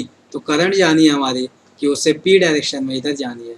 ठीक है, तो ये हमसे पूछ सकता है कभी कभी, यहाँ पे करंट कैसे है, और डायरेक्ट, और क्या होगा यहाँ पे, E इज इक्वल टू, हम लोग क्या पढ़ते हैं, V is equal to I R. तो E इज इक्वल टू क्या हो जाएगा, I इंटू आर हो जाएगा। तो I इज इक्वल टू क्या होगा, BVL अपॉन आर, ये हो जाएगा ना हमारे पास। अब फोर्स क्या होता है, इसी में अगर रॉड में फोर्स पूछे तो हम लोगों ने पहले पढ़ा है, फोर्स क्या होता है, IBL। तो यहाँ पे क्या, I की वैल्यू रख दें, BVL अपॉन आर, ऊपर से क्या है BL। तो यहाँ पे फोर्स का फॉर्मूला आपको याद करना है, B square V square L by are.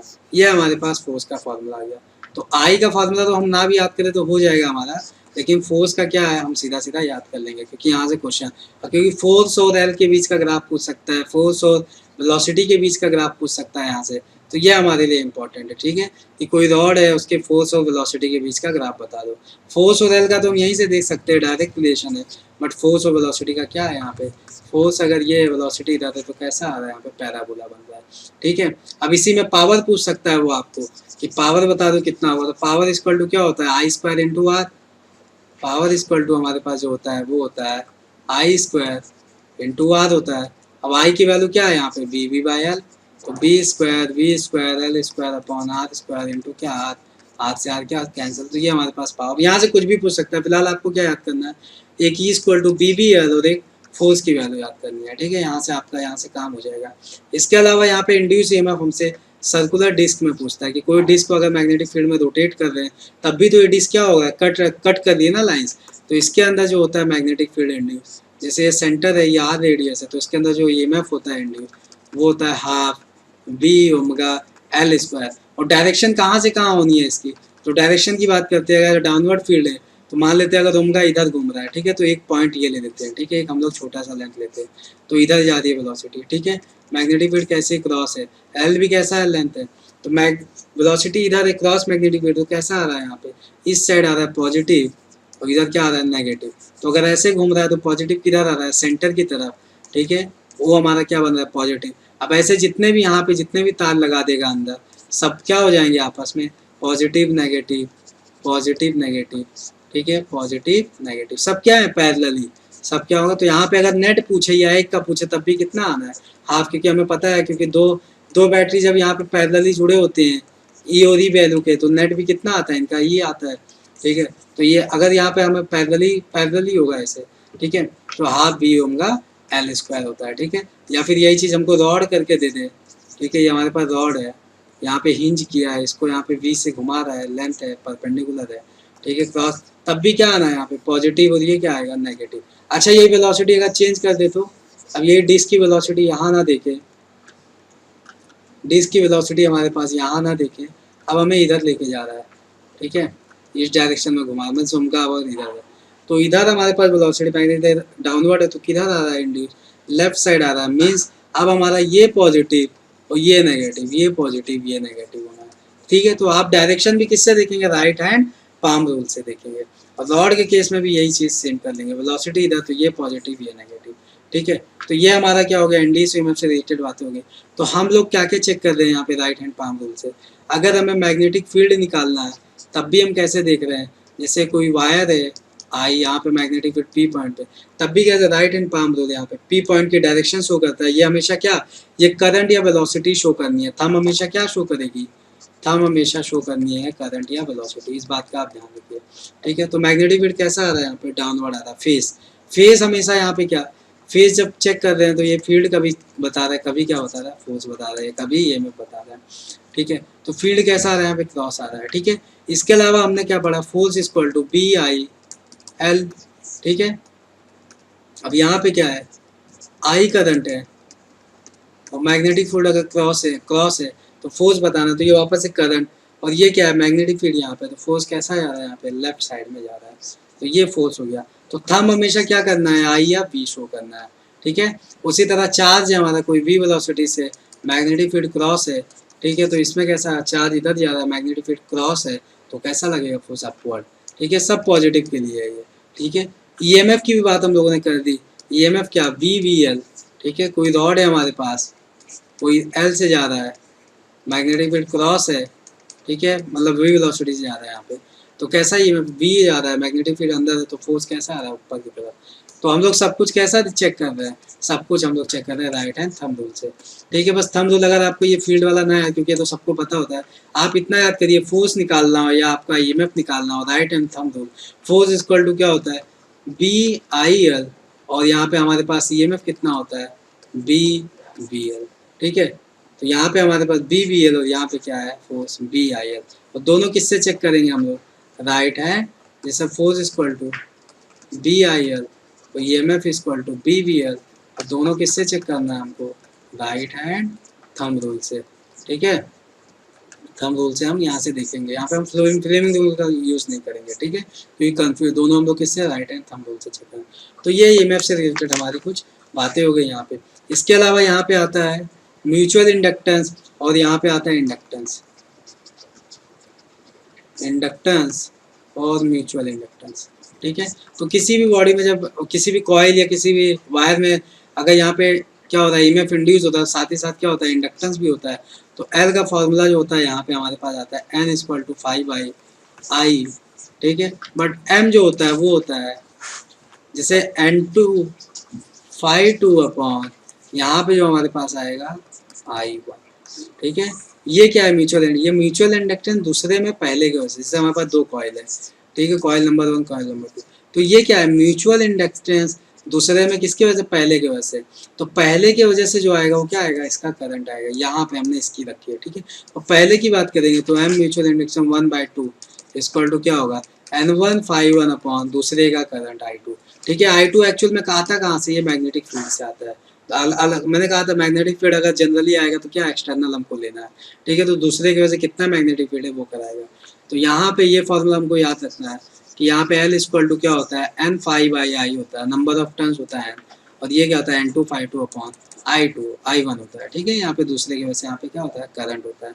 और इसके अलावा यहाँ पे अगर इसका लॉन्ग फार्मूला जो पढ़ते हैं वो होता है μ0 μr इंटू N² πr/2, ठीक है। और म्यूचुअल इंडक्टेंस का जो हम लोग पढ़ते हैं μ0 N1 N2 πr2² देख लेते हैं ये क्या है, ये तो हमें पता है, ये तो एक ही कॉइल है, रेडियस है, और क्या है, ये नंबर ऑफ टर्न्स है।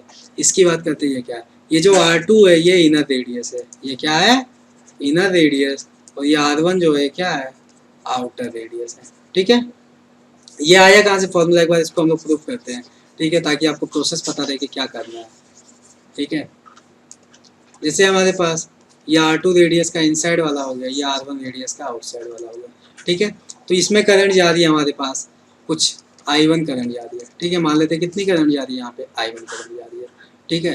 तो यहाँ पे अगर हमारे पास I1 करंट जा रही है यहाँ से, तो हम लोग क्या है यहाँ पे M इक्वल टू क्या है, N2 अपॉन I1, ठीक है। और फाई इक्वल 2, ठीक है। फाई मीन्स इसमें 2 कितना होगा, जितना इसके वजह से मैग्नेटिक फील्ड आएगा, B1 इंटू A2 दिख रहा है ना यहाँ पे, क्योंकि फाई क्या होता है, phi equal to B dot A होता है, और बी क्या होता है एक्सटर्नल, तो एक्सटर्नल इसके लिए कौन सा है, फर्स्ट वाले का होगा ना एक्सटर्नल। सेकंड वाले कॉइल में अगर phi2 निकालना है तो फर्स्ट वाले की वजह से एक्सटर्नल आएगा, तो B1 इंटू E2। तो यहाँ पे हम लोग लिख सकते हैं इक्वल टू N2, अगर नंबर ऑफ टर्न यहाँ पे क्या है 2 है, यहाँ पे N1 है, तो N2 phi2 क्या हो जाएगा B1 इंटू A2 अपॉन, और करंट क्या है बाहर वाले का होता है, ये क्या हो जाएगा I1, ठीक है।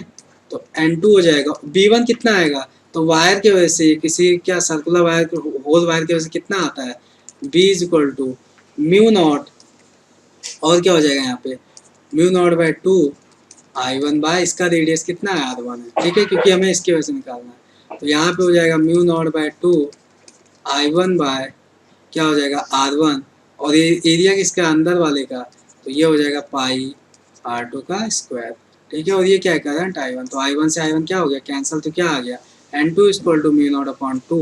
अच्छा यहाँ पे क्या नंबर ऑफ टर्न्स अगर N1 है तो फील्ड भी कैसा हो जाएगा N1 टाइम, तो यहाँ पे भी N1 टाइम, तो अल्टीमेटली क्या आ रहा है यही फार्मूला हमारे पास आ रहा है रिपीट होकर, ठीक है। लेकिन आपको सीधा सीधा फार्मूला यहाँ पे याद करना है, ठीक है, कि L का फार्मूला क्या है, L का फार्मूला जो हमारे पास आया है वो हम लोग एक बार फिर से लिखते हैं, म्यू मतलब मीडियम का म्यू है, ठीक है, N square pi into R upon 2, और जो m का फार्मूला आया है वो आया म्यू नॉट n1 n2 पाई, जो आउटर रेडियस होगा, सॉरी ये क्या होगा inner radius upon 2 into outer radius, ठीक है, 2 इंटू आउटर। यहाँ से देख सकते हैं यहाँ पे क्या है एन स्क्वायर है, तो यहाँ पे क्या है n1 इंटू n2, अल्टीमेटली क्या है नंबर ऑफ 10 का स्क्वायर ही है, और पाई इंटू R1 2 भी है यहाँ पे, ठीक है। अच्छा यहाँ पे क्या होता है स्क्वायर होता है, यहाँ पे क्या होता है स्क्वायर, क्योंकि यहाँ पे देखिए डायमेंशनली चेक करिए एन स्क्वायर, ये भी क्या है एन स्क्वायर बनना है, पाई है म्यू नॉट है, ठीक है।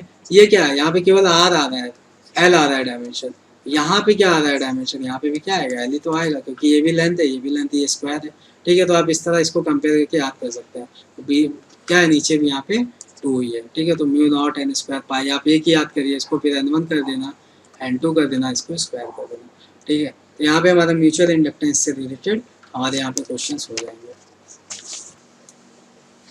तो हमारा यहाँ पे मैग्नेट और जो भी हमें सब्सटेंस थे उससे रिलेटेड यहाँ पे बातें हो गई। बस एक्स्ट्रा पॉइंट क्या है यहाँ पे जहाँ से मेनली क्वेश्चन बनाना है, यहाँ पे जो हमारा एक्स्ट्रा पॉइंट है वो क्वेश्चन बनाता है यहाँ पे मैग्नेट से टॉर्क से रिलेटेड, ठीक है। तो टॉर्क जो हम लोग यहाँ पे फील्ड में क्या पढ़े हैं यहाँ पे P क्रॉस E, तो टॉर्क इक्वल टू क्या हो जाएगा यहाँ पे M क्रॉस B, ठीक है। तो टॉर्क को हम लोग क्या लिख सकते हैं यहाँ पे MB साइन थीटा, ठीक है। तो ये कैसा ग्राफ आएगा टॉर्क का साइन थीटा ग्राफ आएगा, कैसा ग्राफ आएगा थीटा, तो थीटा और टॉर्क में अगर ग्राफ देखेंगे तो कैसा आ रहा है यहाँ पे कुछ इस तरह ग्राफ आ रहा है, ठीक है। मीन्स यहाँ पे पता चल रहा है हमारे पास 2 बार वैल्यू क्या होती है मैक्सिमम, और क्या हो रहा है यहाँ पे 3 बार क्या हो रहा है यहाँ पे देखा जाए तो मिनिमम हो रहा है, ठीक है। मैक्सिमम कहाँ पे हो रहा है यहाँ पे 90 डिग्री पे यहाँ पे क्या हो रहा है मैक्सिमम, दिख भी रहा है हमको MB साइन थीटा, ठीक है। तो यहाँ पे मैक्सिमम कहाँ पे हो रहा है, यहाँ पे मिनिमम कहाँ होता है 0 और कहाँ पे 180 पे हो रहा है, ठीक है। तो यहाँ पे हम लोग कहेंगे मैक्सिमम कहाँ होता है, यहाँ पे साइन क्या मैक्सिमम होना है यहाँ पे 90 पे, मिनिमम कहाँ होना है 0 और 180 पे, ठीक है। तो ये टॉर्क वाला फिलहाल क्वेश्चन आता नहीं है ज़्यादा, और आएगा भी तो सिंपल फार्मूला बेस ही आता है, ठीक है। MB साइन थीटा पूछेगा मैक्सिमम और मिनिमम, ठीक है, ऐसा कुछ दे देगा। तो अगर क्या जैसे कह देगा टाउ मैक्सिमम, कह देगा टाउ मैक्सिमम हमारे पास ऐसा कुछ डिनोट कर देगा, कहेगा कि टाउ मैक्सिमम की वैल्यू हमारे पास ऐसा दे देगा F है, ठीक है। तो बताना है 30 डिग्री पे कितना है, तो टाउ मैक्सिमम मीन्स क्या दे दिया आपको MB की वैल्यू दे रखा है, क्योंकि टाउ मैक्सिमम क्या हो जाएगा MB, तो MB की वैल्यू दे रखा है, तो यहाँ पे MB की वैल्यू F रखेंगे और साइन 30 की वैल्यू तो 1/2, तो कितना हो जाएगा F/2 हो जाएगा। तो आपको यहाँ पे थोड़ा सेंस लगाना है, ठीक है, बाकी यहाँ से क्वेश्चन टफ नहीं बनेगा। अगला क्वेश्चन यहीं से बनता है पोटेंशियल एनर्जी का, ठीक है, एनर्जी इसको हम लोग कहते हैं पोटेंशियल एनर्जी, ठीक है। तो जिस तरह हम लोगों ने इलेक्ट्रिक फील्ड में हम लोग पढ़ते हैं यहाँ पे क्या करते हैं वहाँ पे माइनस PE कॉस थीटा, ठीक है। तो यहाँ पे भी क्या आएगा energy minus MB cos theta, ठीक है। M क्या है यहाँ पे मैग्नेटिक मोमेंट है NI है, ठीक है, ये याद रखना है। तो यहाँ पे माइनस PE कॉस थीटा, यहाँ पे माइनस MB कॉस थीटा। अब वर्क डन इन रोटेटिंग, तो यहाँ पे अगर कहता है कि θ1 से हम लोग क्या लेके जा रहे हैं यहाँ पे θ2 तक लेके जा रहे हैं, ठीक है। तो रोटेटिंग में भी वहाँ पे हम लोग क्या पढ़ते हैं PE cos θ1 माइनस cos θ2, तो यहाँ पे भी क्या पढ़ेंगे MB cos θ1 minus cos θ2, same है यहाँ पे मैग्नेटिक फील्ड से आपको कंपेयर करना है। मैंने वहाँ पे डाइपोल का जो वहाँ पे एक एक्सियल इक्वेटोरियल था वहाँ पे भी मैंने 2m/r³, तो यहाँ पे मैग्नेटिक फील्ड में कैसा होता है 2p/r³। और फिर एक्सियल, ये तो एक्सियल की बात हुई, इक्वेटोरियल में क्या होता है, सॉरी इक्वेटोरियल में एक्सियल में क्या होता है m/r³। तो यहाँ पे p/r³ कांस्टेंट वैल्यू यहाँ पे होती है, कांस्टेंट वैल्यू यहाँ पे, इसकी कांस्टेंट वैल्यू μ0/4π, और इसकी कांस्टेंट वैल्यू क्या होती है यहाँ पे, जो हमारे पास मैग्नेटिक फील्ड का सॉरी इलेक्ट्रिक फील्ड का रहता है, ठीक है। तो वो हमारे पास वो कांस्टेंट वैल्यू आ जाती है, ठीक है। तो ये हम लोग जो भी कंपेयर करेंगे यहाँ पे, अगर आपको नहीं आ रहा है मैग्नेटिक फील्ड तो उसको इलेक्ट्रिक फील्ड से एक बार कंपेयर करके ट्राई करना, हो सकता है आपका आंसर आ जाए। इसके अलावा जो मेन क्वेश्चन आता है वो आता है टाइम पीरियड से, ठीक है। अर्थ में क्या है, अर्थ का मैंने कहा कि कहाँ से कहाँ डायरेक्शन होती है उसकी, नॉर्थ टू साउथ होती है, ठीक है। तो हम लोग किसी भी अगर कोई भी मैग्नेट सब्सटेंस को अगर यहाँ पे थ्रेड से लेके अगर यहाँ पे ऑसिलेट करते हो हॉरिजॉन्टल में, तो अल्टीमेटली कहाँ आके नॉर्थ साउथ के डायरेक्शन में यहाँ पे रुकता है। टाइम पीरियड जो आता है 2π/I/m आता है, ठीक है। ये क्या है, ये मैग्नेटिक मोमेंट NI है जिसको हम लोग कहते हैं, ठीक है। अच्छा, मैग्नेटिक मोमेंट का एक और फॉर्मूला होता है M= pole strength into length, ठीक है। ये फॉर्मूला होता है, ये क्या है, ये है पोल स्ट्रेंथ, ठीक है। ये क्या है, पोल स्ट्रेंथ है, ठीक है। जैसे ये हमारे पास मैग्नेट है, तो ये जो इसका पोल है इसका स्ट्रेंथ है, ठीक है। अब यहाँ पे टाइम पीरियड से रिलेटेड बनता कैसे क्वेश्चन, एक बार यहाँ पे क्वेश्चन कहेगा कि हमने इसको परपेंडिकुलर काट दिया, एक बार कहेगा हमने इसको एक्सियल काट दिया, जैसे 2π/I/mb, ठीक है।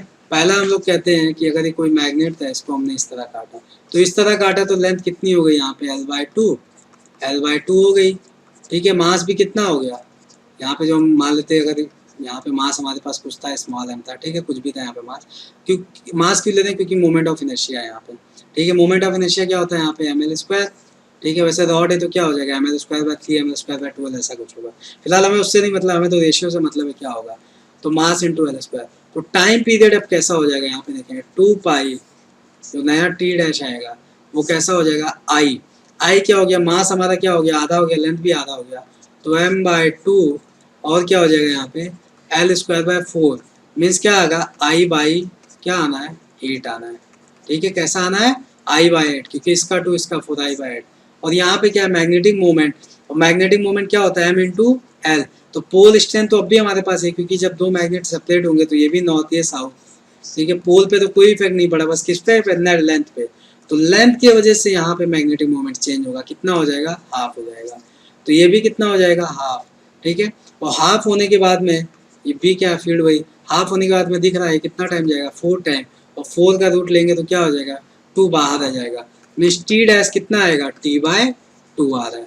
मीन्स लेंथ को हाफ करने पे टाइम पीरियड क्या आ रहा है, हाफ हो जा रहा है, ठीक है। ये दिख रहा है यहाँ से, ठीक है। तो लेंथ को हाफ करने पे टाइम पीरियड भी कितना आ रहा है, T/2 हो जा रहा है, हाफ। अब हम लोग दूसरी बार इसको कट करेंगे यहाँ पे इस डायरेक्शन में, तो ये हमारा साउथ था, ये हमारा नॉर्थ था। तो अब दिख रहा है हमारे पास लेंथ सेम है, बट हमारे पास क्या कट हो जा रहा है यहाँ पे, पोल स्ट्रेंथ कितनी हो जा रही है, m/2। तो मैग्नेटिक मूवमेंट अब किसके वजह से आधा होगा, पोल स्ट्रेंथ, जैसे M×L होता है, तो पोल स्ट्रेंथ की वजह से अब आधा हो रहा है मैग्नेटिक मूवमेंट, ठीक है। और उसके बाद मोमेंट ऑफ इनर्शिया की बात करें तो क्या आधा हो रहा है, खाली यहाँ पे मास आधा हो रहा है, लेंथ क्या है, वही है, ठीक है। तो हम लोग कोई एक स्पेसिफिक मैग्नेट उठाएंगे तो उसकी लेंथ क्या है, सेम है, बट मास क्या है, आधा हो जाता है, मैग्नेटिक मोमेंट क्या हो जाता है, आधा हो जाता है। तो time equal to 2π/I।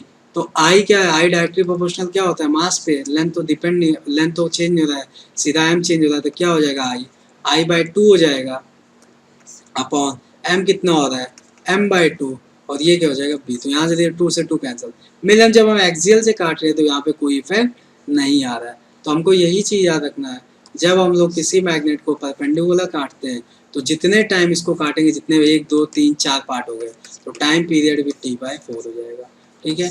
But अगर इसको हम लोग ऐसे काट रहे हैं तो इससे टाइम पीरियड पे कोई इफेक्ट नहीं आना है, ठीक है। टी क्या होना है यहाँ पे, T' होना है, हमको ये याद, यहाँ से क्वेश्चन बनाते हैं। अब आते हैं हम लोग AC पे, ठीक है, अल्टरनेटिंग करंट। अल्टरनेटिंग करंट में सबसे पहले आपको जो होता है एवरेज निकालने के लिए आना चाहिए, ठीक है। एवरेज, तो एवरेज कैसे निकालेंगे, यहाँ पे हमको इंटीग्रेट, एवरेज मीन्स क्या होता है, यहाँ पे किसी भी चीज़ का एवरेज हम लोग कैसे रखते हैं, मार्क्स के अपॉन टाइम का क्या करते हैं, जैसे हमारे पास 3 वैल्यू हो तो n1 + n2 + n3/3 कर देते हैं, ठीक है। सेम चीज़ एवरेज निकालने करंट का, तो आई इंटू डी टी, तो डी टी से मल्टीप्लाई करें तो डिवाइड बाई डी टी। अब जहाँ से जहाँ तक हमको निकालना है, ठीक है, फुल साइकिल के लिए निकालना है तो जीरो से टी, जीरो से टी। फिलहाल फुल साइकिल के लिए हम निकालते नहीं, क्योंकि फुल साइकिल के लिए पता ही है एसी का ऐसा ग्राफ होता है, ये पॉजिटिव है नेगेटिव, क्या होना है फुल साइकिल के लिए एवरेज, फुल साइकिल के लिए एवरेज जीरो, इसीलिए हम लोग किसके लिए निकालते हैं, हाफ के लिए निकालते हैं हमेशा, ठीक है। तो एवरेज के लिए ये हो गया। और फुल साइकिल के लिए हम लोग क्या निकालते हैं, फुल साइकिल के लिए हम लोग आर एम एस निकालते हैं, ठीक है। आर एम एस क्या होता है, आर एम एस दिख रहा है यहाँ पे, स्क्वायर मीन रूट, ठीक है। सबसे पहले हमें स्क्वायर, ठीक है, फिर मीन ले लिया, उसके बाद हम लोग रूट लेंगे। अब यहाँ पे अगर हम फुल साइकिल के लिए भी निकाल सकते हैं, ठीक है, फुल साइकिल के लिए भी हम लोग यहाँ पे निकाल सकते हैं, ठीक है। फिलहाल हम लोग हाफ साइकिल के लिए कंपेयर करते हैं। एवरेज जो हाफ साइकिल के लिए होता है वो हमारे पास आता है, एवरेज एवरेज आता है 2im बाय पाई, ठीक है, 2im बाय पाई होता है। और जो रूट मीन स्क्वायर होता है फुल साइकिल के लिए जो होता है हमारे पास यहाँ पे आई आर एम एस, ठीक है, वो हमारे पास जो होता है I M by root two. Means जो हमारी मैक्सिमम वैल्यू होती है उसका क्या होता है, रूट टू टाइम।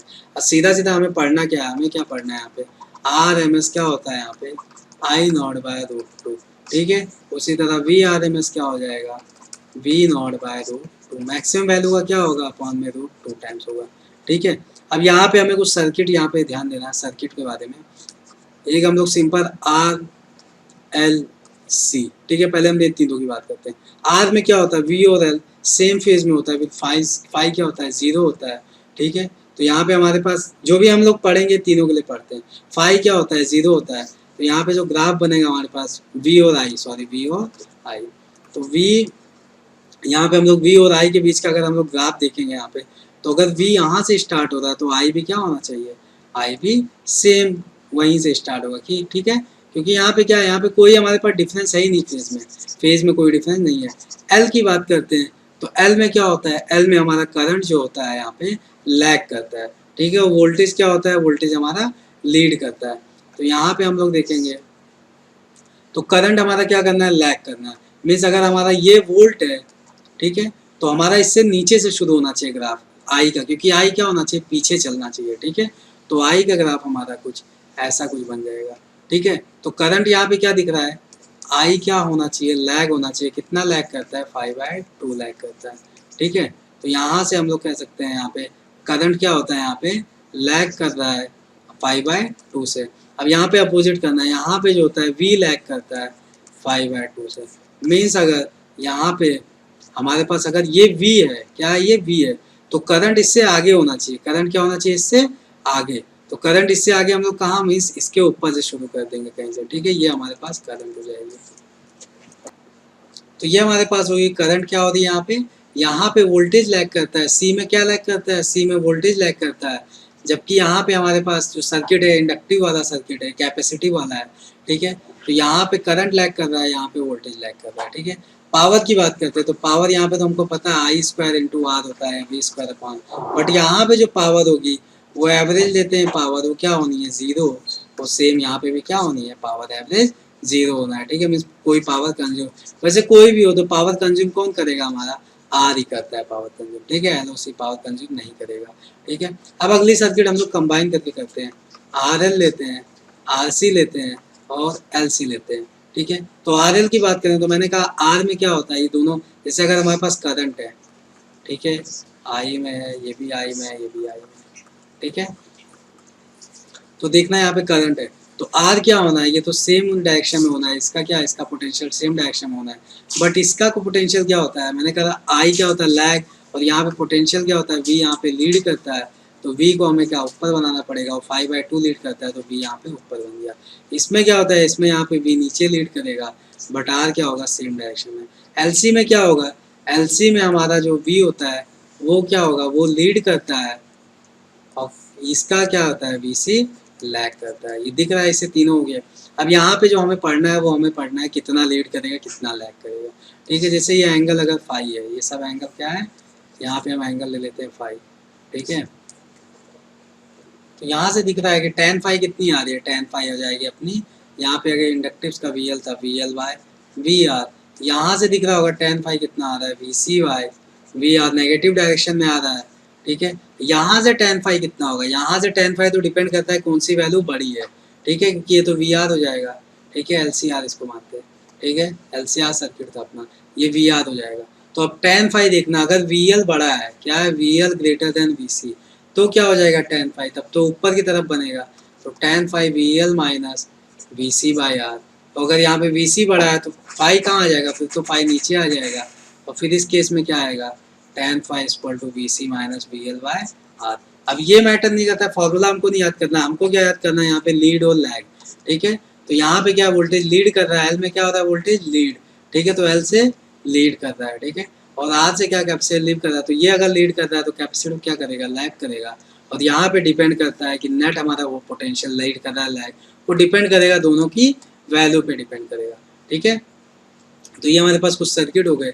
अब हम लोग को पता होता है XL equal to omega into L और XC equal to 1 by omega into C और आर होता है ये, ठीक है। तो अब हम लोगों ने तो पोटेंशियल की बात की tan फाई, अब हम लोग बात कर लेते हैं यहाँ पे इम्पीडेंस। इम्पीडेंस क्या होता है, नेट, यहाँ पे जो है नेट रेजिस्टेंस होगा वो कितना होगा, तो इम्पीडेंस जो नेट होता है वो होता है आर स्क्वायर प्लस एक्सएल जो भी बड़ा होगा माइनस एक्सी का स्क्वायर, ठीक है, ये हमारे पास इम्पीडेंस हो जाता है। पोटेंशियल की बात करेंगे, ठीक है, जो हमारे पास आता है वी आर एम एस, वो होता है यहाँ पे सबका वी आर एम एस ही लेंगे, तो इसका स्क्वायर प्लस वी एल जो भी यहाँ पे हमारे पास बड़ा होगा इसका स्क्वायर, ठीक है। पावर की जब हम लोग बात करेंगे तो पावर क्या हो जाएगा, यहाँ से पावर हमारे पास जो आता है आई स्क्वायर, मतलब यहाँ पे आई आर एम एस और क्या होता है यहाँ पे V R M S into cos phi, ठीक है। तो पावर हमारे पास यहाँ पे जनरली जो आ रहा है, यहाँ पे जो हमारे पास पावर आ जा रहा है P equal to I R M S into V R M S into cos phi. वो जो हमने फॉर्मूला पढ़ा है वो जो इम्पिडेंस और वी का वो आर एम एस ही था, और कॉस फाइव, अब कॉस फाइव क्या है यहाँ पे, कॉस फाइव यहाँ पे इसको हम लोग कहते हैं पावर फैक्टर, ठीक है, पावर फैक्टर मीन्स यहाँ पे कॉस फाइव क्या है हमारे पास, पावर फैक्टर, ये डिफाइन करेगा कितना पावर लॉस होता है कितना पावर गेन होता है। तो मैंने कहा था कैपेसिटिव और इंडक्टिव में क्या होता है, यहाँ पे जीरो होता है। क्यों वहाँ पे जीरो होता है, क्योंकि वहाँ पे वी, जैसे हमारे पास जो भी इंडक्टिव था, हमारे पास जैसे था इंडक्टिव सर्किट और खाली कैपेसिटिव सर्किट, तो मैंने कहा था इंडक्टिव में क्या होता है, वी लीड करता है, कितना लीड करता है, आई से लीड करता है पाई बाय टू, ठीक है। इसमें क्या होता है, इसमें करंट लीड करता है पोटेंशियल से, कितना लीड करता है pi by two, means phi कितना है 90 और ये कितना है, ये भी 90 ही, तो कितना होना है जीरो, इसलिए मैंने कहा था इसमें पी एवरेज क्या होना है जीरो, इसमें भी पी एवरेज क्या होना है जीरो, ठीक है, ये हो गया। इसी वजह से मैंने वहाँ पे पावर क्या कर रहा था, यहाँ पे सीधा सीधा जीरो कर रखा था, क्योंकि कॉस फाई क्या आ रही थी वहाँ पे जीरो हो जा रही थी, ठीक है। अगर एलसीआर सर्किट की बात करते हैं यहाँ पे, तो एलसीआर सर्किट में फाई जो होगा वो फाई की वैल्यू हमारी जो आनी है वो होती है cos phi equal to R by Z, क्या होना है, आर बाय इम्पीडेंस, ठीक है, और जेड फिर ये होगा under root R square plus V sorry XL जो भी बड़ा होगा एक्सएल माइनस एक्सी का स्क्वायर, ये हमारे पास, ठीक है। अब यहीं से हम लोग देख लेते हैं, यहीं पे थोड़ा सा देख लेते हैं हम लोग रेजोनेंस के बारे में, ठीक है।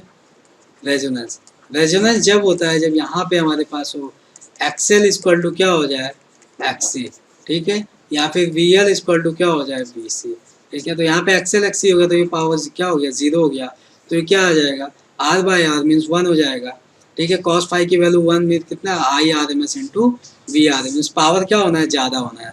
तो रेजोनेंस, तो रेजोनेंस के लिए हमें एक चीज़ याद रखना है, रेजोनेंस के लिए पावर क्या होना है यहाँ पे मैक्सिमम, करंट क्या होगा मैक्सिमम होगा, ठीक है, इम्पीडेंस क्या होगा ये आर के बराबर होगा जो कि क्या होगा यहाँ पे मिनिमम, ठीक है। तो ये बातें हमको ध्यान रखनी है कि पावर क्या होना है मैक्सिमम, करंट मैक्सिमम, इम्पीडेंस, और पावर फैक्टर जो होता है कॉस फाइव वो कितना है वन, वही क्या होता है आर बाय आर, मतलब आर बाय जेड के बराबर, तो आर बाय जेड क्या होना है वहाँ पे वन होता है।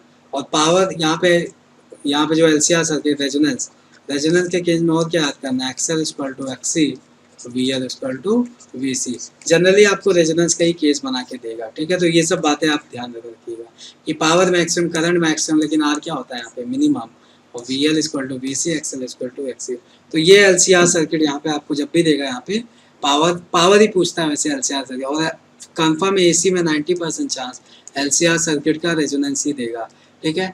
अब हम लोग पढ़ते हैं यहाँ पे एक टर्म आता है हमारे पास क्वालिटी फैक्टर।